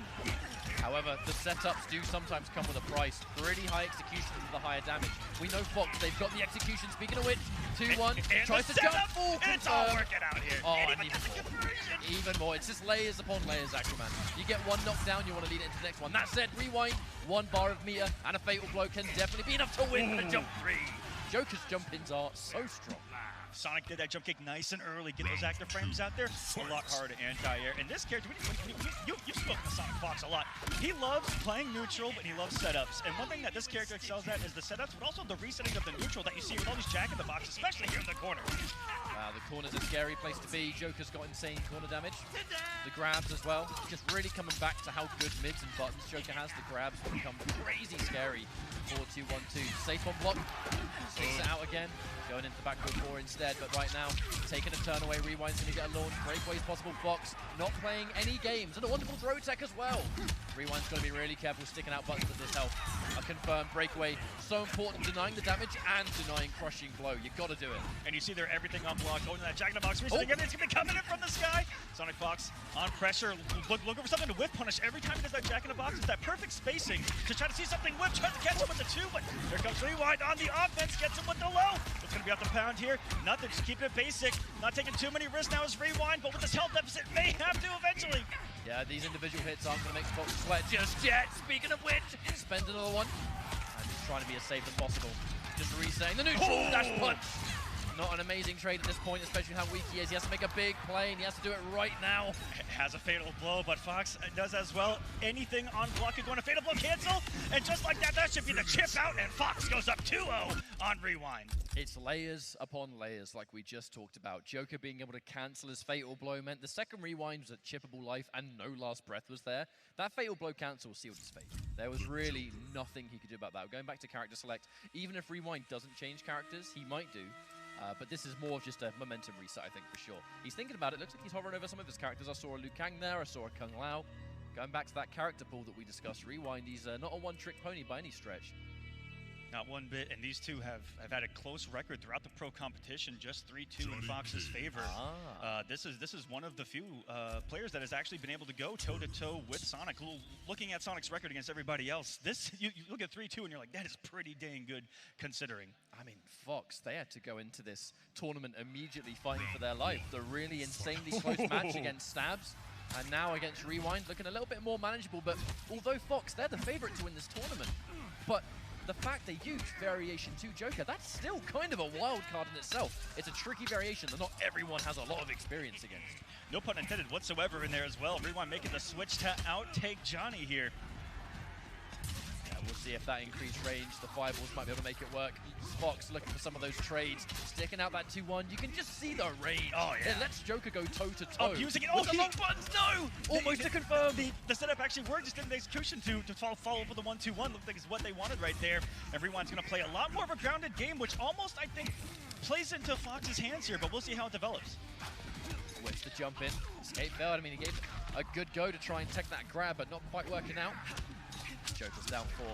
Not going to quite hit his mark. Rewind now. Back with some real estate with punish. Beautiful spacing there by Rewind. We're in the corner. The wake up doesn't get the punish though. That could have been a run for Rewind, but the quickest micro crouch. Well, I think we've seen in the tournament so far. I mean, the round was won anyway, but that was the read was there, just not quite the punishment.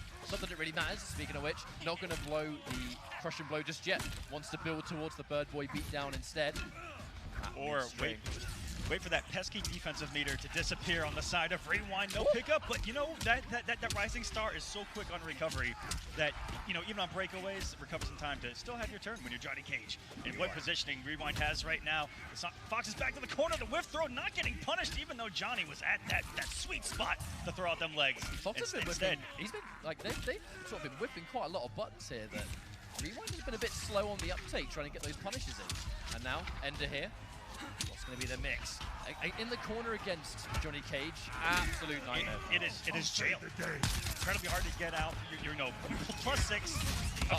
Everywhere across the board. Speaking of plus frames, coming in from Fox and from downtown with a forward 3.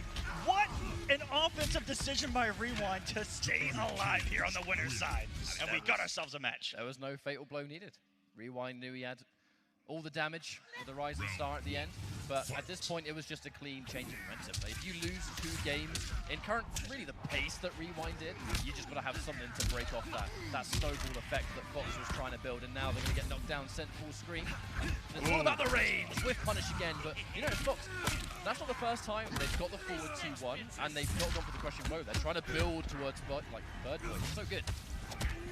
You know, if you think about it, it's incredibly smart because all you're going to do coming off the crushing blow is get Rewind off that defensive bar, and that hasn't seemed to be a big threat, again, to Sonic so far, and 2 out of the 3 already loaded, and we've seen what that crushing blow can do, as you saw earlier in that first match. It's just the gift that keeps on giving, really. You get that forward 2-1 Bird Boy, it's unbreakable, it builds towards crushing blow, it does good damage by itself, and yeah, Fox, the cleanest. Rewind challenge there, 1-2-1, easy knockdown, and although we can't get the amp, it's still the corner positioning. Fox looking so good right now. That is what Ace of Knaves is all about. You saw Sonic read the breakaway and then have a follow-up ready, and it's just, you thought it was going to be your turn. But not the case here. Always thinking ahead of Sonic and tried to go for it raw. Okay, that may have been to try to steal some momentum right there. Quite a cheeky move. Fox has been quite cheeky all day. Stick down now. Now there's no breakaway. That's where the forward 2-1 crushing blow comes from. And again, build towards it. That should be 3. Fox, this is a win condition situation. The whip. Hang on a minute. But Rewind, half life left and some crushing blows loaded. Cannot afford to get hit now at all.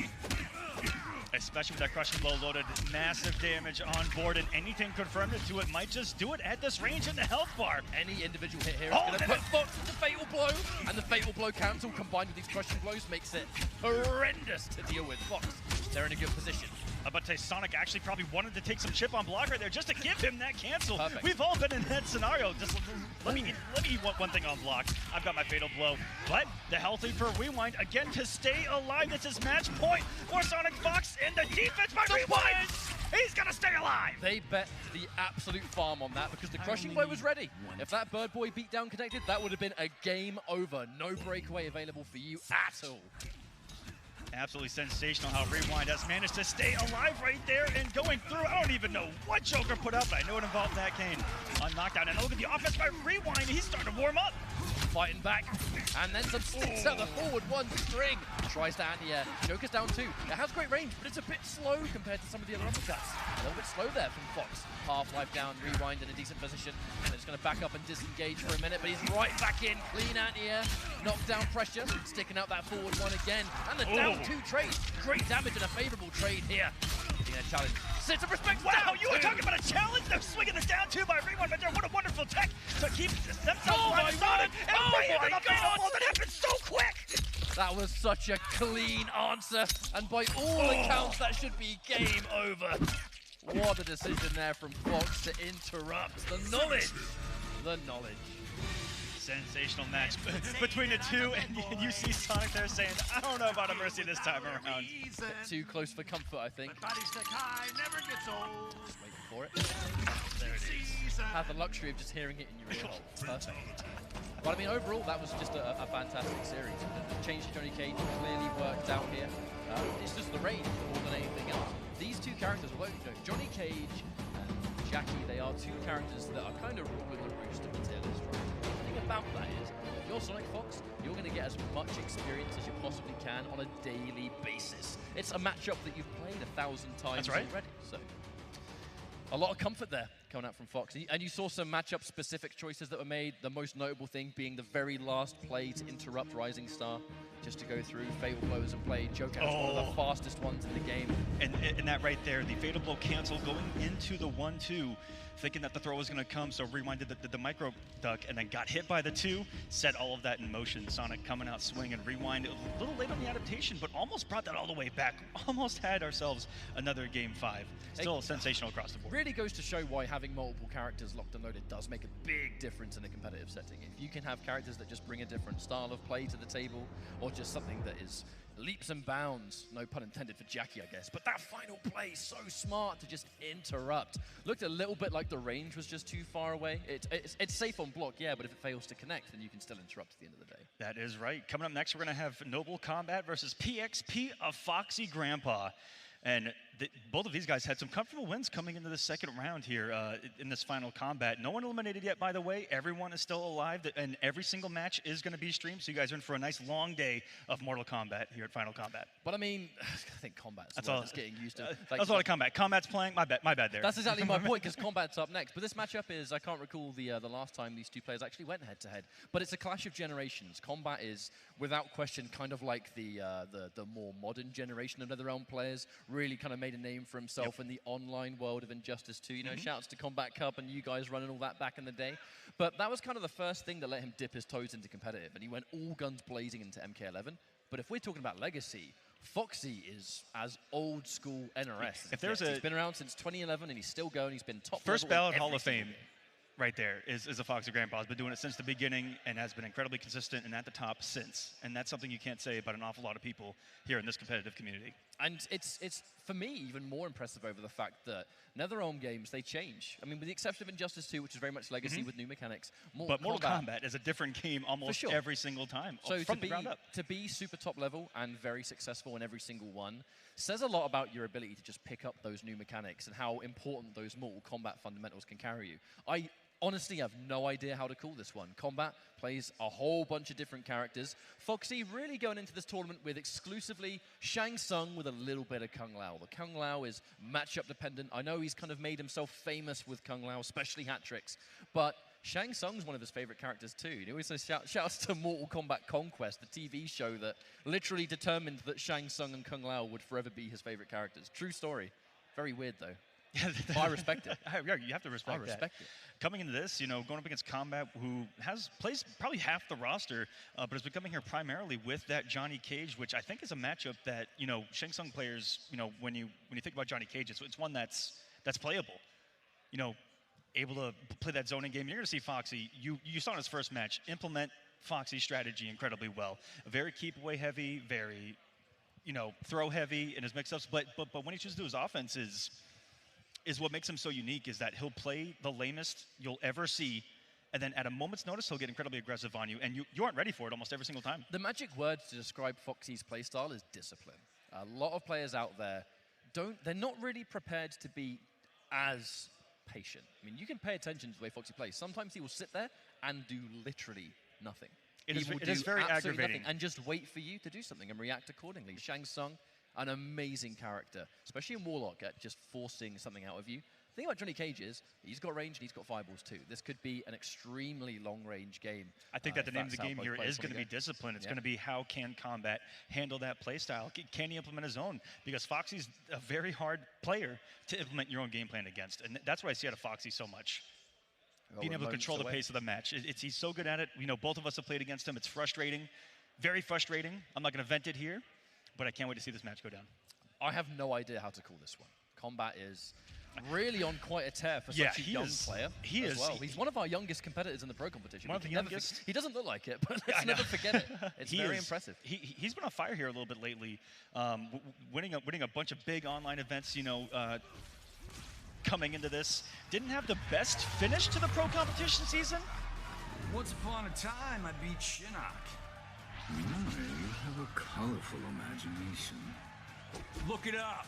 I laid him out. So Shang Tsung totally did not believe him there. That's rude. But, Combat, ECT, NEC, the last two premier events of the pro competition, didn't have the results that he wanted, but started to pick things up. There was that long break a few months before Final Combat began and really started to kind of refine himself. And that's why he finds himself here on the winner's side of this bracket. But Foxy lies in wait on the other side of the bridge saying, you want to come across this bridge, mate?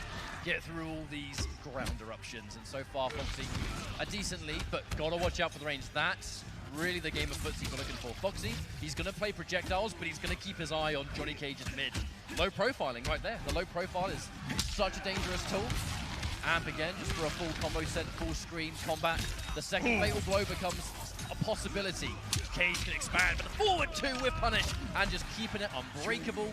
Spend the crushing blow, get rid of it, and a very comfortable round one for the boy from the UK. And if there is any weakness of Johnny Cage, it's when you can finally, and I mean when you can finally get that character to whiff, just like you saw there.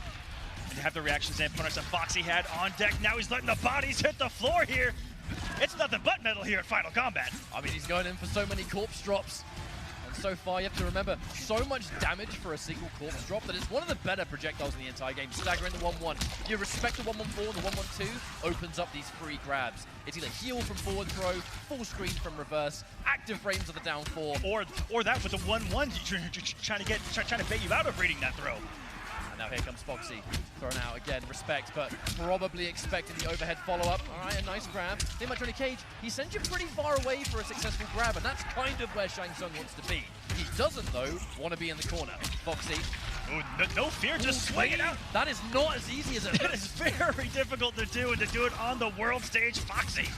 All right, look at Strong here, the whip! Oh, no, was that a whip or a block? I couldn't even tell, it was right in his face! I think he just slightly misjudged the range of that shadow kick. It looked like it 100%. was right here in his face. But misjudging the range of it, and some moves from combat that looked a little bit desperate, a little bit of desperation. Problem is, yeah, he's going to get us. This is exactly what Shang Tsung wants. That's exactly what Foxy wants to do. Yeah. He's all about frustrating you, and the moment that you're frustrated, it's almost as if you've defeated yourself. Now he's changed to Geras. This is a straight up counter pick in some ways. There are a lot of Shang players out there that say they do not like this matchup, especially if it's going to be Infinite Warden, which Combat has gone with. That's right. Remember, the Sand Trap, it trades favorably. You become invincible, you don't really have to eat projectiles anymore, and then Shang has to really play your game. This matchup, I mean, you can win any matchup, but this one, a little bit tricky. Unfortunately, though, for Combat, getting clipped by the 1-1-4, going in for the charge, just to keep the corner positioning. And he's going to respect the frames of forward 2-4. Has a lot of knowledge about Gears as well. This is one of Foxy's pocket characters that we've seen him break out, even in tournament. We saw it during the Intercontinental. Whoa! And he gets the combo as well. Doesn't want to go in for the ground eruption. It's a bit funky to combo that in the corner. Unless you're just outside of it, it will actually whiff, so you don't really get a lot of damage here. With the jump kick, the whip, jumped himself into the corner. The positioning Aquaman, that's not where Foxy wants to be. What an interrupt! And he waits for the breakaway. Doesn't want to spend it. Oh! That was an Infinite Warden specific blow up by a Foxy Grandpa. Sensational read right there. That was Combat trying to throw that out and, re-establish his turn with that gauntlet. In Infinite Warden, there's going to be a big gap, but it is plus on block and take it away. And I didn't know he had the judo chop loaded. As long as you're going to be whipping those sand traps, eventually you're going to get a crushing blow sooner or later. And right now, probably a neutral duck there from Foxy, getting clipped by the raw forward 2, no counter hits on CAD. Oh, tries to go for a down 2, I can imagine, off that cross-up, but the body splash. Have another plan. Tried to do a back-to-back. That's pretty hard against the active frames of that splash coming in. It's going to be another one. No, we're going to get some Geras loops to take the round. This is really the kind of matchup change and why Combat's gone in with Geras. He really wants to just blow through projectiles to avoid trading, and this is why. This is the one move that makes this matchup a bit tricky here. Foxy waiting for his turn. He's going to take it for the low. Ooh, neutral jump could have been a lot more, but Foxy or Combat, neither player committed. Big whip there.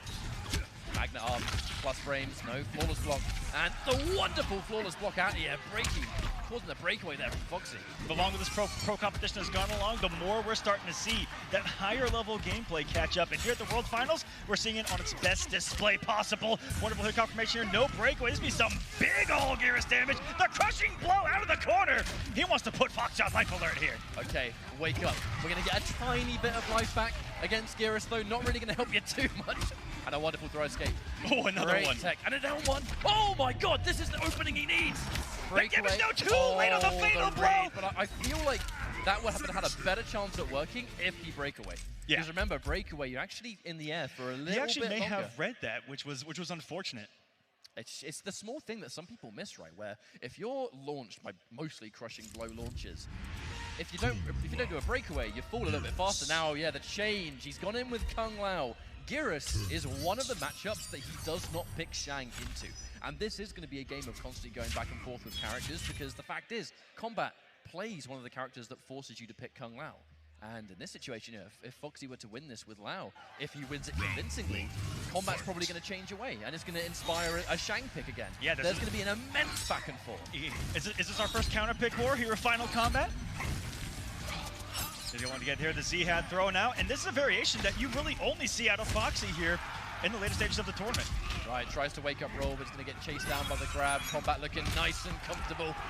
Geras, he can go through all the patches in the world, but that mix-up of middle grab remains the same. Tries to test the waters with the teleport. We know now that ain't going to work. Yep. Unlikely Foxy's going to go to it a few Put more that card, times. put that card back in the sleeve for another day. I see you are a man of culture as well. Oh, no! Forward 2 clips him again. And KOMBAT, this Geras pick just paying for itself at the moment. Doesn't get the full combo, but a bleak situation for Foxy. Goes for it just in case, but realistically, that round was already over. Yes, almost shades of KOMBAT from that game number 1, where we're actually starting to see the frustration possibly out of Foxy. I mean, Geras is a character you'd never expect him to be defensive, but he can be. Some of the best backwards movement in the whole game. And he's going to sit and respect. Oh, the duck. No answer there from Foxy, though. Looking for it. Forward 4. Really loves that mid. This one can be looped thanks to the speed of Kung Lao's down 3, but this time, no, you expect, like you thought. It looks like he baited KOMBAT into trying to interrupt it. You know, he put those frames out there, the startup frames, the cancellation. Absolutely beautiful. Bro, Foxy, the big read from KOMBAT in the down 2. If you're going to play as grab heavy as Foxy does, you can be prepared to win a whole round on grabs, but you got to be prepared to lose it.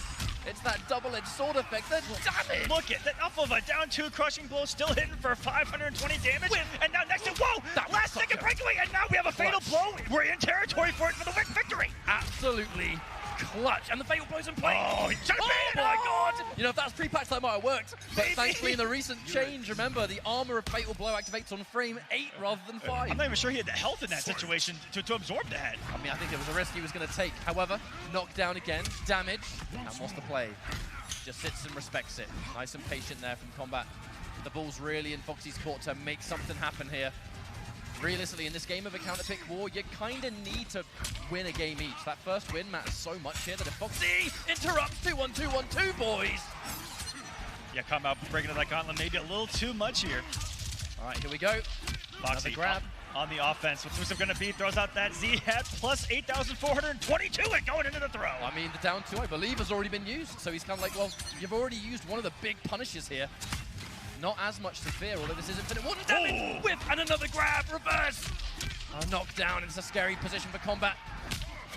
So real. And let's not forget, and the confirm. Ouch, that's it, Foxy. This game of counterpick, you have to take it one match at a time. Whoever wins the first game kind of gets that advantage because you get the final counterpick. If Foxy lost that game, he would be the one in a terrible position. Now, KOMBAT's got to make a hard choice here. Does he stick with Geras?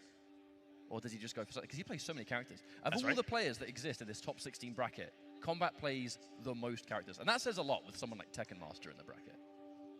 I would say, given how that last match went, I would almost say stick with Geras with how close that was. Oh yeah, that just came down. Honestly, that just came down to what Foxy does in hat tricks. Forces you to guess. He's going to do Z-Hat, and at close range, it's going to be a mid, or it's going to be a grab. Kung Lao, thanks to the 1-2 auto shimmy working the way it does, means you don't have to quite dedicate to forward 4 like you did before, which makes that grab versus button game a lot scarier, because 1-2-1 on block, 1-2 comes out. On hit, 1-2-1 comes out. There's no hit confirm needed. It just does the work for you. But if Foxy wins this, this will be a great result for him. I think that Kombat's making that decision of, it was close, if I'm able to overcome it, you know, probably gives himself the best chance at victory here, you know, rather than risk potentially being counterpicked in that game number 5. Well, if he were to win this no matter game, what, this Foxy is can't betting it exactly- all here. Yeah, I mean, if he wins this game, Foxy can't exactly go back to Shang, because it's a matchup he doesn't want to play. Immediately clipping him with that forward 2 and Kombat scoring first blood and forcing an early breakaway. Really kind of best case scenario. Foxy, with loads of life to spare, goes for an interrupt that doesn't quite work out. Minimal punishment on the gauntlet, and here's the grab. Ready for the escape, and has gotten hit from every single time. The 4-2-1 has Kombat. We go into the corner, no. A little bit. Clean ender. 32% into knockdown, yes please. That ender giving him kind of premium Oki situation for him. Another hit confirmed, no breakaway available for Foxy, Yeah, and that is going to do it. Bit of an awkward round for Foxy there. Swinging buttons, individual buttons that were whiffing, not connected, and just whiff punished immediately. Kombat, that was just really his round through and It through. was really that one whiff punish that just set everything in motion for Kombat. Here comes another one, the judo chop. What's for breakfast here? Oh, finally a throw second out from Foxy, but that's in the grab. Taste of your own medicine right here. And that is the mix-up. You talked about it earlier. You know, we were kind of off stream and saying that that's been the mix of a walk-up, mid-air throw. Oh, wow. Not sure what that was from Foxy. I'm assuming the down 2 was not what he was after. Been a bit of a ropey game from him so far, and Kombat been taken full advantage. Knocked into the corner. He still has the life lead. Foxy's the one under pressure. He's got to make a choice here. It's just almost, oh my goodness, the execution. Oh my, I'm not sure that's what he wanted. This is insanity. Well, you know what, that ain't Kombat's problem. He's going to get a full combo here. Get an ender 2, knocked down. Doesn't really matter the final. The short hop kick, you never see that. Oh my god, what is going on? The whip dive kick as well? This is absolute madness, Aquaman. But wait a minute, the fatal blow. Beyond looking for fatal blow. Here goes up with the throw. And you know what Foxy wants to do here? Throw it again. Throw it on the head. He's going to get the confirmation. Oh no! What was that? I don't even know. That was supposed to be forward 4. Had to be. Oh, no, had to be. How do you forward 4 and down 4 come out? That was, I think, one of the... I've never seen that input error in my life. That's a first. That's definitely a first right there.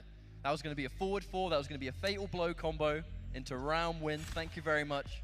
But it goes to show, like, this level of play, it can happen to anyone, truly. There was a lot of scrambles in that round, in that corner. There was a lot of side switching. There was a lot of drops, a lot of... I mean, I feel like right now, a lot Slater's of just whiffs. going, hey, bro, don't do that. Don't do that again. You know, when you want to do forward 4, just press forward and 4. No, not down 4, dude. That doesn't come out. If I was a coach, I would just say don't lose. That's the kind of advice Foxy would give you. It's so easy. To be fair. I don't know why more people don't do it. Whenever someone asks Foxy, how do I become a better player, his common answer is, don't get hit, bro. I think that was one of his notes coming in the final combat. Oh, of course. Whoa. Now, Nightwolf, this is a character from Foxy we have not seen in a while. In quite some time. Very unorthodox I just pick. heard the entire crowd starting up the ooze. I don't think anyone expected this pick. However, it fits his game plan of grab versus button. Oh, they're all howling. Our entire crowd here is howling right now for Nightwolf. Are we going to get that win pose? Are we going to be howling at the moon? He tries it down 2 again, and the punishment to start off our game number 5. I am quite fearful about this change. I don't know how... Oh, hang on, 1-1-1. Immediately forcing a breakaway, and that basic game begins. 1-1-1, an amazing auto shimmy. I think a grab through the company commits to the end. Mayhem from Kombat. The full risk, but it does pay off, and it just throws off your comfort zone. You think it's your turn, you have to wait for it. The sand trap doesn't come out, and he's making all the right reads. That was one of the most combat things I've ever seen. Get hit by a poke, and what's your response? Hold up, the kick in the door. And he's Gets dead. him with the choke. Match point now for Kombat. This Nightwolf pick, we need to see something come out of it now, but so far, all that's really happened is that clean 1-1-1 at the start, and that's kind of it. Kombat has made some wonderful reads, forcing these kind of reverse guesses onto Foxy the exact same way. 4-2-1, the jump, no full combo, and reactionary block. I like it. Ooh. And you know, all the conditioning of those gauntlets is what kind of let him get away with that 4-2-1-2. You know, Nerf has the gap, lets it rip there, and still gets a 126 off of that. Reset of the neutral, that's a good dead Yoffis, the micro crouch, I didn't even see it. That is the fastest micro crouch I have ever seen. He didn't move. And the 1-1. Iron defense here from Kombat. Foxy almost went in for a whip punish there, but did the last minute clean out of the air. And there's the uppercut. Rhino charge to end. Oh, wait for the whip! I want you to press. And thank you very much. Rhino charge knockdown. KOMBAT, is he going to swing? Is he going Trying to to swing get or Wolf win? again, but it's Foxy the one that misplaces the jump kick and get punished by KOMBAT. We're going to see some massive damage here. Double fatal blow territory. And now fatal blows in play. If KOMBAT hits him once, that's it. He's going to win the round and the game. But Foxy, what's the play? Both players can confirm quickly. Watch out for the whiff. This is so scary for both players. Foxy needs this round desperately. Oh my goodness! He's still good. One more guess. Guess for game, boys. That was the risk. It's going to be minute grab. No, the backup! No! Didn't hit confirm in a fatal blow, and just like that, it was two of them catch up where he had round winners right here in front of him, and it's the execution that's not gonna do it for Foxy. KOMBAT gonna take it 3-2, another game 5. In Foxy's defense, forward 1-2 outside of the corner doesn't combo into fatal blow, it whiffs. The forward 1-2 knocks them too far away, and the fatal blow misses completely. It's why Foxy didn't confirm. He had the knowledge there, but just the wrong confirm at the end of the day. KOMBAT getting that final win at the last minute. One of our closest sets of the day for sure. But by no means, remember, this is double elimination. No player that's lost so far is out permanently. And that's KOMBAT really showing, I think both players, why having multiple characters can work. I don't think anyone was expecting the Nightwolf change. It almost worked, but KOMBAT, he was just ready. That change to Geras meant absolutely everything to him. And you know, it wasn't just the switch to Geras, it was the decision not to switch off of him. You know, it was saying it was close. All I had to do is do it just a little bit better, you know? And that belief in himself, that belief in the character, really did it for him in the end. But, you know, coming out of the gate, Foxy looking strong. It was the adjustments by KOMBAT, and KOMBAT coming in, you know, with that 16th place, is doing some work here. And there was the down 4, the heartbreaker. That is the biggest heart. I can't watch it back, honestly. It's just one of the worst kind of errors you can possibly go for, where it is a simple button that you didn't get. If he just got the forward 4, who knows? But that's just the way it works, right? It's not just avoiding mistakes, but when you finally make a crucial error like that, how do you recover? Yeah, we've all been there too. That was a big whiff by KOMBAT, and this is where Foxy starting to come alive here. Got him to the corner. KOMBAT just fought his way out, and right there, he knows the breakaway. That's the tricky It's because position. he wasn't actually in the corner, right? Yeah, because and then the fatal blow would have just whiffed, and he would have got punished anyway. And it was the combination of the popular breakaway too. So if you get hit by the uppercut tomahawk, you have breakaway available. You waste the bar, so you kind of had to bait it out and then go for a second play. So close. I mean, if he was this much closer to the corner, things could have been different. But it's just about how KOMBAT recovered from the situation, and he just had the higher clutch, really. Did KOMBAT right there at the end, you know, after the breakaway, did he just come up with a 1-1 on wake up? I mean, that wouldn't surprise me. It wouldn't surprise me one bit. It's a very common. There was a couple things that happened in there. You know, if you guys watch a lot of those online tournaments that these guys were competing in, or even throughout the pro competition, they make big reads. You know, high risk, high reward with the way that they have the confidence in themselves to wake up with a 1-1, wake up with a 1-2. Because I don't have that confidence, if I'm being honest with you, and I'm sure a lot of you at home don't as well. It's not an easy decision to make, but these guys just know when to do it. It's just Jedi mind reads at this point. Okay, so our next matchup, Dragon versus Deoxys. It's a matchup that Dragon has already played against Nivek, so it's extremely likely to be upgraded again, coming up from Deoxys. And it's another one of those cases where upgraded Jackie, she's a very common character and she's popular in competitive play, but Deoxys was one of the very first really kind of championing that character. It goes back to his legacy and, you know, mostly in Justice 2. He was said to be really the most talented Blue Beetle that the community had. Blue Beetle had lots of hover mix-ups, lots of jumps. I actually never put 2 and 2 together with those two, you know, kind of giving him what he was used to in a tool set from his previous title. But it's the kind of character that will fit Deoxys like a glove. The second Geras kind of underwent quite a few changes. The character was changed to something that Deoxys didn't really originally learn the character for. So Jackie was kind of the next logical step as soon as a super jump existed anyway. And he has become one of the absolute best upgraded players on the planet. But it's a matchup that a lot of people are familiar with at this stage, and Dragon will be one of them. I'm also looking here. I don't believe that these two played on the pro competition. I don't know how much familiarity is between these two, but I know that coming into this, Dragon knew his path, looked ahead. We actually had him on when we were doing a little bit of a pre-show, and said that, you know, he almost self-predicted and put the most work into upgraded, and we saw that there in that first game. And are we going to see a little bit more of that knowledge on display here against Deoxys? It says he's coming in with a lot of secret stuff for Jackie, but Deoxys, you know, one of the young and up-and-comers of our community. I think it's just a celebration of young talent in the NetherRealm scene. Deoxys is one of those players, and MK11 has kind of birthed this new generation of fighting game players that are crazy talented. They have a crazy amount of tournament clutch, but the fist bump goes in. We're jumping into our next matchup here. Final combat. That was the World first 50-50 Finals. of the match, by the way, whether it was going to be a fist bump or a handshake. Starting off guessing, here We've we all go. been there. Second round of the winners quarterfinals. Dragon versus Deoxys. Active Range is out there. We're starting off with a bang. And then some. Doesn't want to potentially quite pull the trigger on the crushing blow just yet. Crushing blow launchers, some players will leave it on the table just because breakaway is available. You don't want to waste the damage. But now, looks like Dragon is going all guns blazing right here. And another poke.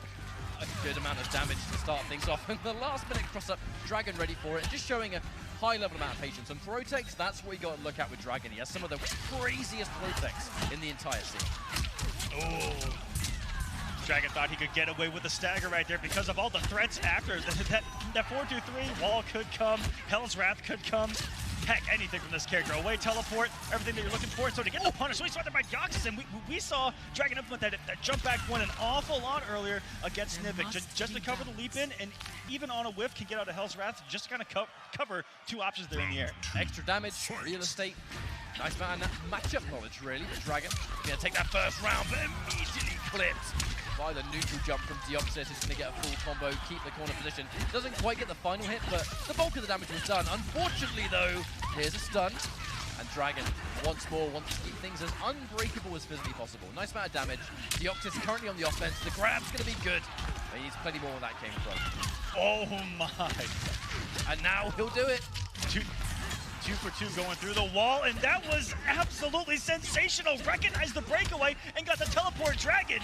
That may have been one of the craziest things I've ever seen in Mortal Kombat 11. I mean, Cetrion, she was recently changing the patch where now it costs 2 bars of defense to teleport out of the corner. You as a Cetrion player, you got to find other ways to get out of the corner safely, and that breakaway setup was one of them. It looks like Dragon has done great damage, fought his way out, and now Deoxys going in with a little bit of those desperate leaps to try and catch him off guard, but Dragon with the iron offense again. That's plus. Happy to hold those plus frames. Hold all the mids in the world. The second the grab comes out, great reactions. And speaking of reactions, jump back. Every single time he went airborne, it looked like Dragon had the reaction with that instant jump. I believe that the fire one's the 2, and that the jump 1 is the wind one. It's kind of hard to tell with some of her elements, but looks so prepared for the matchup. And Deoxys does have a couple more characters up the sleeve. Devora, Geras, a few others. I don't know what the pick would be here. I mean, in this situation, you have to think, right, clearly Dragon has a that was looking strong. Yeah, exactly. But going in with another game, one game sometimes really can't be enough to get knowledge of, all right, well, how comfortable am I realistically? So he's going to try and give it one more game at the very least. Deoxys, remember, this is his main character. There are alternatives, but against Dragon, you got to bring your A game. No side characters unless they're at top performance. Crushing blow, counter hit. Walks right into the 2-1-3, the re-stand. What's going to be the guess here? Throw? Oh, didn't even have the read. And another one's going to get spent. Dragon, a very expensive breakaway and clipped. Should be a full combo. Couple of down ones just to get the gravity up just a bit higher here. Oh, trying to bait Dragon in a tech and a throw right there. Deoxys multiple times in a row. Dragon not falling for it. Gets the swing of the 1-1, but no full combo punish here. Deoxys still trying to get him. And what a block from Dragon. Gonna get the hiccup fish here, but this is not gonna be enough for the kill. It's going to be positioning at the same time. Remember, it's going to send full screen, do good damage. And if you're a character without a projectile, full screen is where you don't want to be. What does Dragon go for? Oh, Hell's Wrath instead. Oh. And he goes in swinging. I mean, in that situation, you got shippable life left. Your bar basically wasn't there as well. You got to make a hard decision. Round 2, fight. I didn't see if Deoxys had an offensive bar right there, because if he would have shrapneled at the last second, I don't think there is any anti-airing shrapnel in that situation. It's maybe a little bit of a ballsy button there by Dragon. But he isn't phased by this leap at all, no matter where it is on the screen. Just sticking it button after button. Look, Deoxys probably sitting there thinking, where is my health gone? Half of it already down the drain. It's literally being melted by all of these fire beams coming from the sky catch-up. That's what's happening here. Well, we're going to get a grab. That's a good start. But yeah, that throw gives her incredible positioning. Considering some pressure and trying to get Dragon to anti right there. We saw that earlier in Deoxys' match. Love throwing that early jump normal and then canceling into the shrapnel after. See if he can catch those buttons. So far, unaffected. Looking to go for maybe a trip guard there. No one's home. But once and back, quick hit confirmed. Now Dragon. Yeah, that breakaway, Deoxys forced to have to do it really. Can't afford to take the damage. A bit on the back foot, max range, dash punch, crushing blow, ticked. And with the fatal blow in play, you teched it, but hang on a minute. Oh, that's just enough, I think. And the jump down, clean conversion there from Dragon, still playing crazy good. Now Deoxys, does he run it back, or do we go back to character selects for at least a timeout? We saw a little bit of him coming to life right there. He was one read away there in that round to stay alive. Dragon, that execution is looking pretty crisp. Catch up if I could be honest with you. Dragon's execution is underratedly good. Some of these Cetrion confirms, they are not as easy as they look, especially when you factor in just the footsies. Like Dragon, you would normally, as a Cetrion player, you'd associate him with just pure keep aways. He's not. His footsies, his spatial awareness, it's some of the absolute best in the world. It's why Cetrion fits him like a glove. Yeah, it was a character that was made for his style. You know, there are a lot of Cetrion players that probably aren't comfortable in your face. No, Dragon is as comfortable anywhere on the screen. A nice little punish there, getting in between that Hell's Wrath, just needle in a haystack kind of jump, but he finds a way. But natural barrier, active frames of that move, some of the highest in the game. You have to show so much respect. The guy's as good as well, full combo. Breakaway forced out there from Deoxys. A forward grab, good positioning as well, because long knockdown frames for Dragon, who's sitting on a fantastic life lead.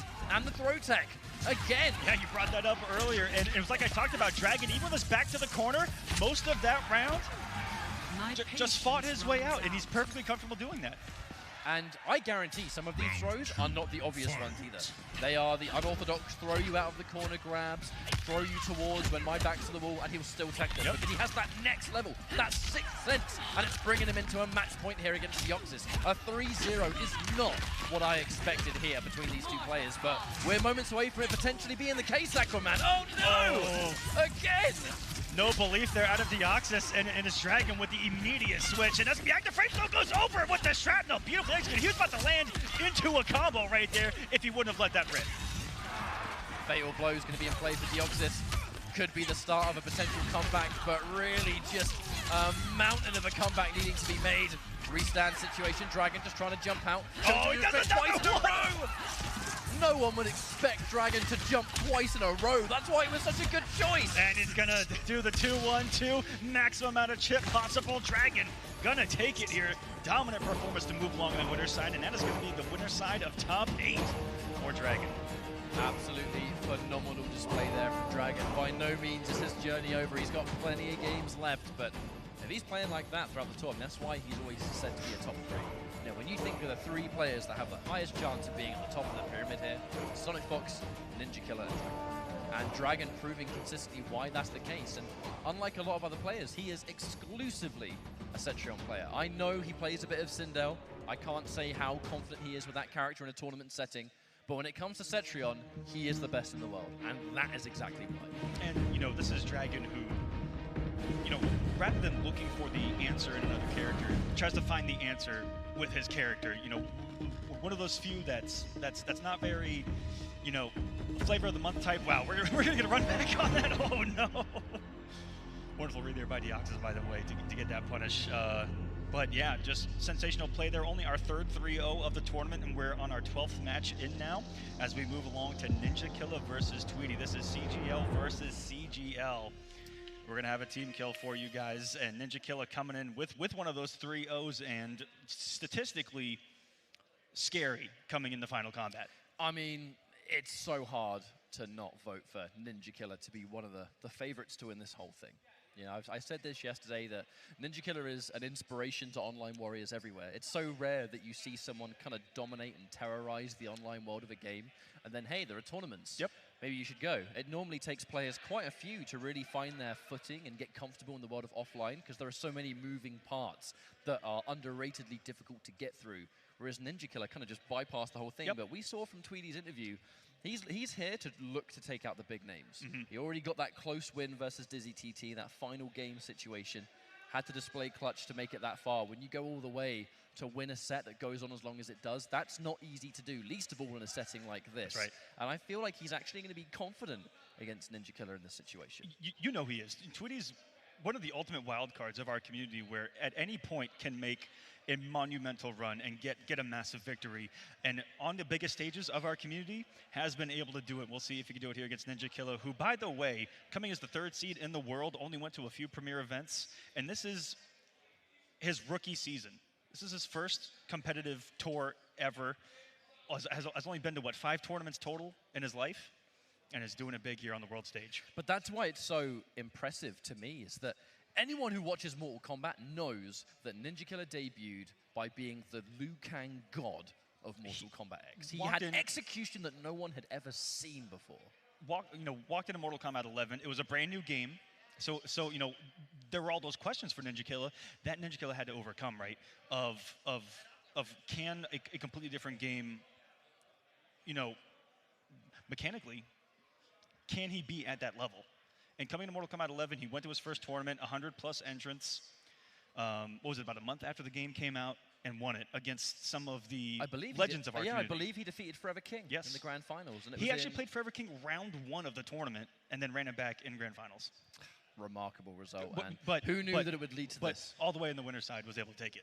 I mean, this is what a lot of online players wanted to see. I don't know how. Oh, he's already locked in. The Dragon's Breath Liu Kang. I already, outside looking in, I don't know how he has the nerves that he has for how young he is. There was no time for him to build them up. That's what's so remarkable about the man. He just went in. Oh my God, who can I beat, please? But we're loading in now. Tweedy versus Ninja Killer, the team kill in the winner's bracket. But the Dragon's Breath, now, for those that wonder why he goes in with B3, a command grab always helps, but he'll pick this variation if he believes the low fireball doesn't really do much. I spoke to him yesterday. He said he'll go with this variation if the low fireball doesn't perform as much as he wants it to. He's going in with the Dragon's Breath now. A variation you don't see every day, but he's the god of Liu Kang. Of course he's got everything ready to go. And has the 50-50s off of the nunchuck stance, and there's the command grab. What's the mix-up going to be here? Over to the wake up, and every single time, it looks like Tweedy is trying to jump a possible gap right there, but the hitboxes of those nunchucks are shutting that down real quick. But Infinite Warden, one of the biggest damage dealers that we have in Mortal Kombat 11, definitely has enough in the tank to do it, but Ninja Killer all over the throw attempt to take it round number 1 here. Optimization was why that punish worked the way it did. If you're punishing something, you cannot tech the throw. He knows that's a guaranteed throw, goes for the reverse grab to reposition, and now he's put Tweedy's back straight into the corner, where the mix just never ends. Waits for his turn, waits for the down 1. Of course, he's going to block the overhead suction. So there, Tweedy's respecting all of those quick mids that Liu Kang possesses. Forward 4, what is it? Punish. Forward 3, back 1, and in that respect, command grab. Just has an added layer that we don't get to see from the other variations of Liu Kang. So far, Tweedy's only source of damage has been kind of just sneaking a little hit out here and there. Just to say, get off me. And the breakaway, that's the last one we're going to see from Tweedy in this game. He tick throws. That may be the first tick throw I've seen Ninja throw with this variation. And coming in with just the first hit of the forward 4 and canceling into the low nunchuck. I don't even know what you would be looking for in that situation off of the first hit of a forward 4. The threat of the command grab is such a big deal for a character like Liu Kang that just has the buttons to make you fear And it. who here is ready for this variation catch-up? Oh, maybe not Tweedy, as he's going to get hit by a crushing blow down 2 into an instant breakaway. And from this stage, what does he do? I've run into 6,000 Liu Kangs in Combat League, and I haven't seen a single Dragon's Breath out there. I wouldn't be ready for this matchup. Well, I guarantee after this tournament, we're going to see a hell of a lot more. Oh, absolutely. You guys watching from home, you might be looking at this variation a little bit different here. He's going to get knocked down again. Goes in for it. Clean punish, and he wants to keep it unbreakable. A good choice from Tweedy. Able to snatch his way back into this match, but once more, the forward 2-1. He fears the flawless block so much, he had to try and stagger it, but he was ready. The suck. Right, 1, 2. Oh, and he gets every damage he can. This is going to scale as well. Very poorly, though. After temporal advantage in the down 2s, probably not going to be enough here, and still alive is Ninja Killer. Let's see what the clutch factor is tonight. Puts himself minus, and the down 1 squeezes his way out, and Tweedy. You waste my time. That's bravery on this. That's a rare stagger from a Gears player. Just the stand 1 going into the throw, catching Ninja Killer off guard. Not something that you say every day starting off with the judo chop. Wake up 1, 2, 3. Liu No Kang fear. would not be Liu Kang without that. These Liu Kang players, if you don't do wake up 1, 2, 3, you're not playing this character properly, apparently. Okay, so Liu Kang, the bicycle kick crushing blow, locked and loaded. Unlikely we're going to see Ninja Killer use it here unless he absolutely has to. The second Liu Kang can get an escape failed and the bicycle kick gets ready, it is a frightening round to go against. However, right now, might have to pull the trigger if he gets the opportunity. Tweedy gets another opening and he's going to get something on knockdown here. The grab! I mean, he's just going big every single time. Every time he goes for a grab, this grab could have been massive damage and he still sticks to his guns, making this a 1-1 Acrobat.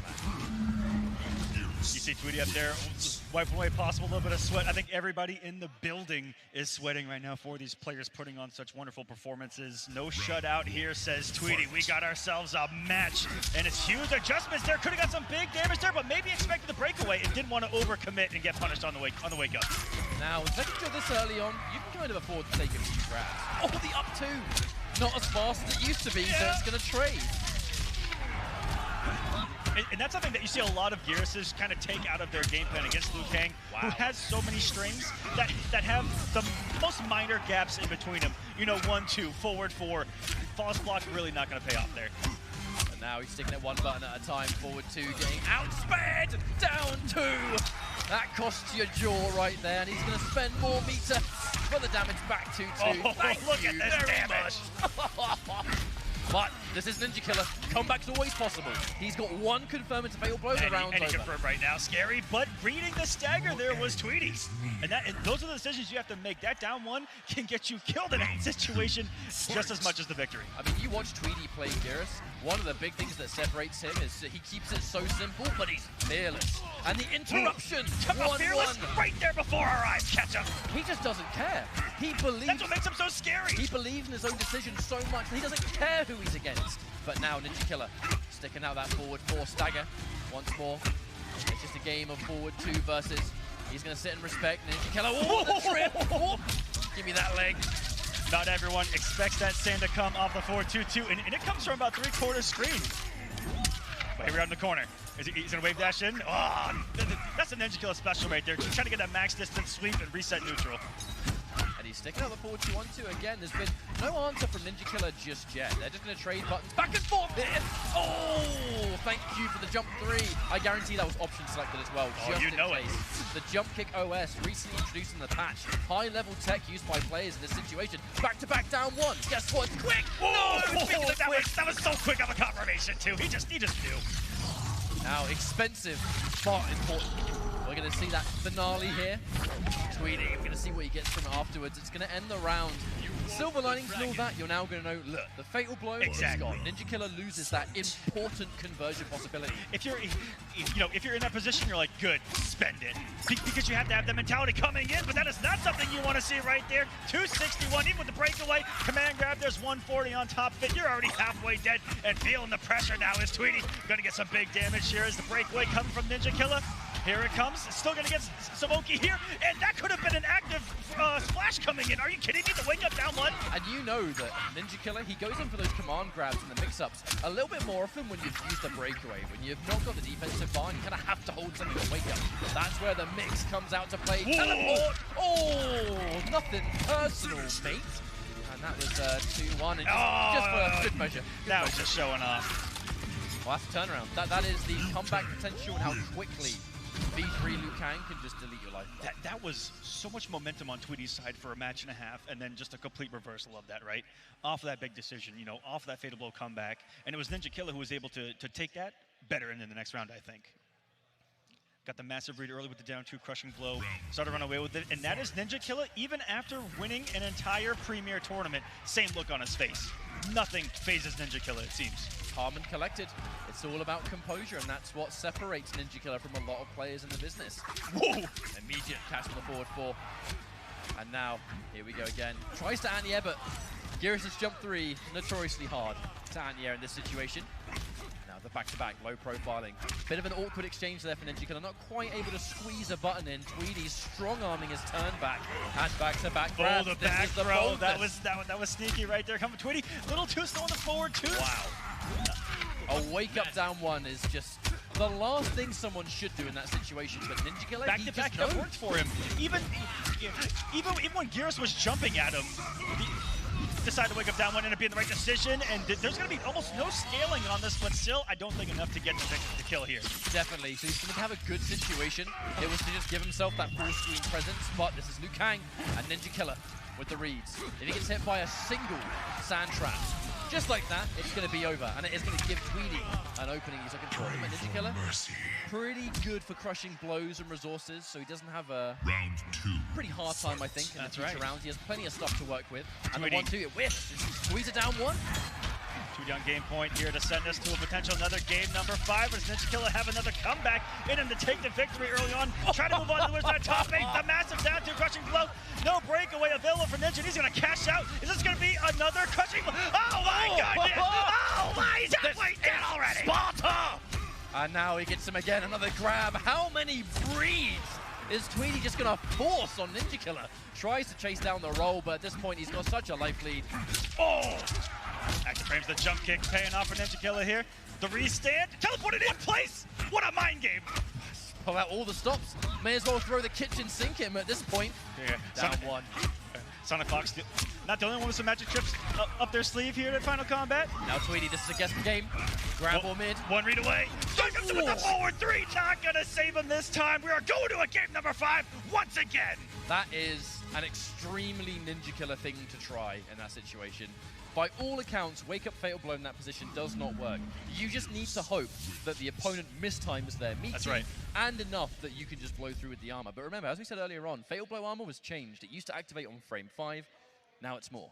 So it's not as much of a reversal as it used to be. But in this tournament setting, sometimes you'll just put all your chips on the table and think, I think you're going to mistime it. In that instance, he just didn't. But he's changed characters. You heard it here. Johnny Cage putting it all into the man from Hollywood. This is our 6th game number 5 of the tournament already, and we're only in our 2nd round played. This is Final Combat, ladies and gentlemen. I think this is hard to call. The change to Johnny Cage might be beneficial. Ninja Killer's been fantastic with this character today and across all of Pro Comp. But, an immediate camera. Not sure that was intentional, but doesn't really matter because we speak of the camera, it gets it out again. It does have one of those abnormal inputs of a back to down. So coming from a back position or a block position to a forward position, you never know if that's going to come out checked on a forward normal or a down normal. Now, all the momentum's on Ninja Killer's court so far. This is jail. Can Tweedy make his way out? Gets the throw. I mean, the grabs have just been a magic button for Tweedy so far. If I was in that position, I would have read back throw, trying to reverse the position, and it's Tweedy constantly mixing these up, and it's been effective against someone who's usually not that effective against. Completely resets the neutral here. But this is still infinite warden. And wait, he's whiffing them. You have to be so careful if you whiff those sand traps. The jump one only off of the jump in. So smart. The execution flawless from Ninja Killer right there. That 1-1 back up. Yeah. Wait a minute. This is going to be close. I mean, it's going to hurt by all accounts. And then every skull. He can't afford to throw projectiles. Every single skull. Every single one. Oh my goodness. I've never seen someone get every single hit right there. 1 out remaining. Gets the throw. The tag. Elliot just won. It's going to be the win. Punish Tweedy. Match point. What? Sensational play right there. Absolute patience coming out from Tweedy so far. Ninja Killer on the ropes. Is he going to take it? This would be a massive upset if Tweedy takes the win. But the interruption into the camera, full combo. Ninja Killer, there's still life in the kid. Oh my word. Back to back, huge decisions by both of these guys to interrupt each other here. Oh, the whip! Wake up in it! He knew! Is he going to spend the temporal? No, he's going to keep the meter. Very smart, and now Ninja Killer, he's going to be sweating! And the grab! Potentially one more combo What's here! What's it going to be again? Has the flawless block, Tweedy gave it to him again, and now does Ninja Killer have this comeback at him? Does have that fatal blow cancel available, and here I believe it can do it. Does Tweedy freeze up? He's gonna get hit. Here come the plus frames. Just a down one, good trade! Wonderful tech, back to back. These two are playing Mortal Kombat, ladies and gentlemen. Plus frames, has the fatal blow cancel back, in the wrong decision by Tweedy, but comes off the breakaway. Can he survive here? Holds the jump in, plus frames coming, and that's gonna chip. Are you kidding me? The final hit, Aquaman. Match point for both players. And Tweedy, he used the breakaway. He has no defensive bar. This is a terrible in the position. corner. This is gonna be a tough battle, uphill climb for Tweety to fight and claw his way out. Stagger the 4-3. Ninja Killer not afraid. Thing is, Ninja Killer, he's starting to tech every throw, and it's shutting Tweety's offense down significantly. It's resetting the neutral into buttons that he doesn't want to deal with.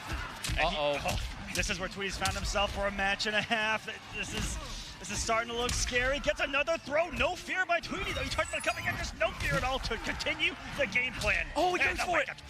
Drop. Back-to-back down one. Expects to grab too many times, no punish. Steals a turn, no confirm. Keeps the damage nice and minimal. No break from Ninja Killer. Empty jump. My goodness. That 4-3 going through the hitbox, but the crouch, and this is going to be close. Gonna keep it unbreakable, goes to the throw, and is that enough? Is that completely calculated? Not enough. 7.3 remaining for Tweety. The down four, sit down with a stop the approach, and Ninja Killer survives a scare here in round number 2 on the winner's side. It all came down to the next level tech. Releasing block right as a jump 3's coming down, makes the jump in width, and you get a better position afterwards. Not a lot of players out there use that anti-jump in tech. Ninja Killer was one of the only ones, and it won him the series, Aquaman. That was a ridiculous set, to say the least. Well played from Tweedy. Unfortunately, couldn't quite squeeze it out at the end, but you got to give props to Ninja Killer. It all comes down to how he dealt with that final jump in. I can hardly breathe from that match, if I'm being honest with you. That whole last game, I was out of breath. I think everyone here was on the edge of their seat.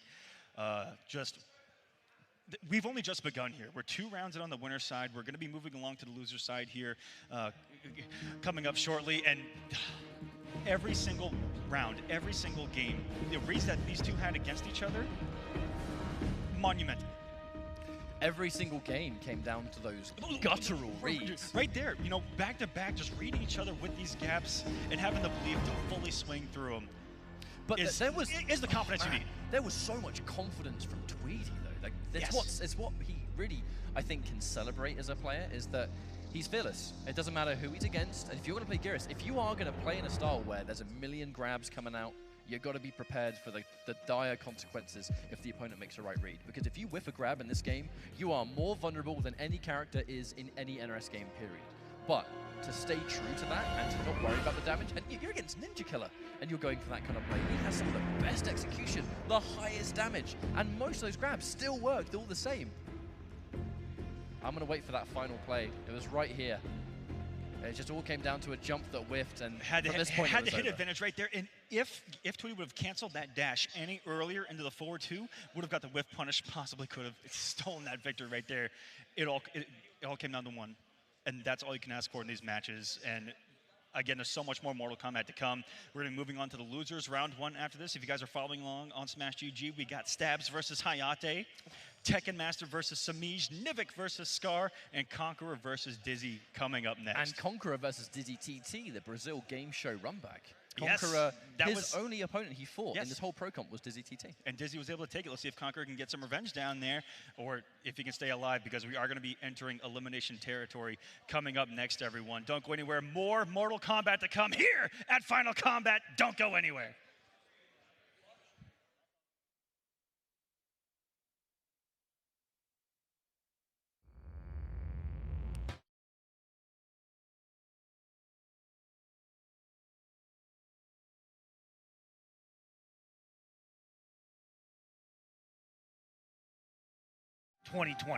The up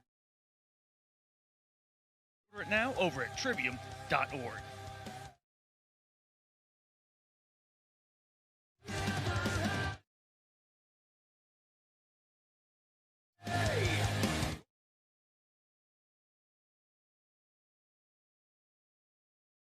Been tricked by that charlatan, Dick Grayson. He gives costumes to foolish kids, making them believe they're heroes, leading them like lambs to the slaughter.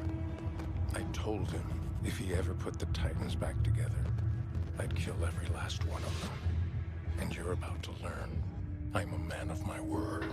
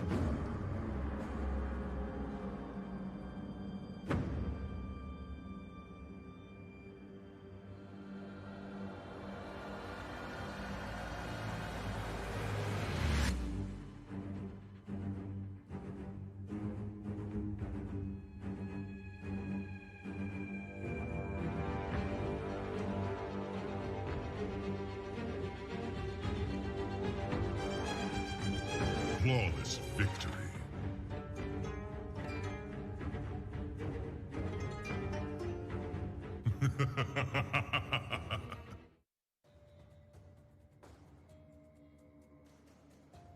I really like Mortal Kombat because I just love the characters in this game. I just love what they did with MK11 and how they personified Johnny and how cool every animation is, the graphics, everything. The violence and the gore. I'm a gore fan, so kill him, finish him. I like everything about it, really. Characters are cool, stages are cool. It's gonna always be near and dear to my heart. How many games can pretty much survive decades, you know? What I love about Mortal Kombat right now the most is by far the netcode. It's like really the only big tournament fighting game with good netcode, so. I love Mortal Kombat for the gameplay. I mean, that's what it is. The NetherRealm Studios games, in my opinion, had the best footsies in fighting games. I love this game. Can't say anything more about it.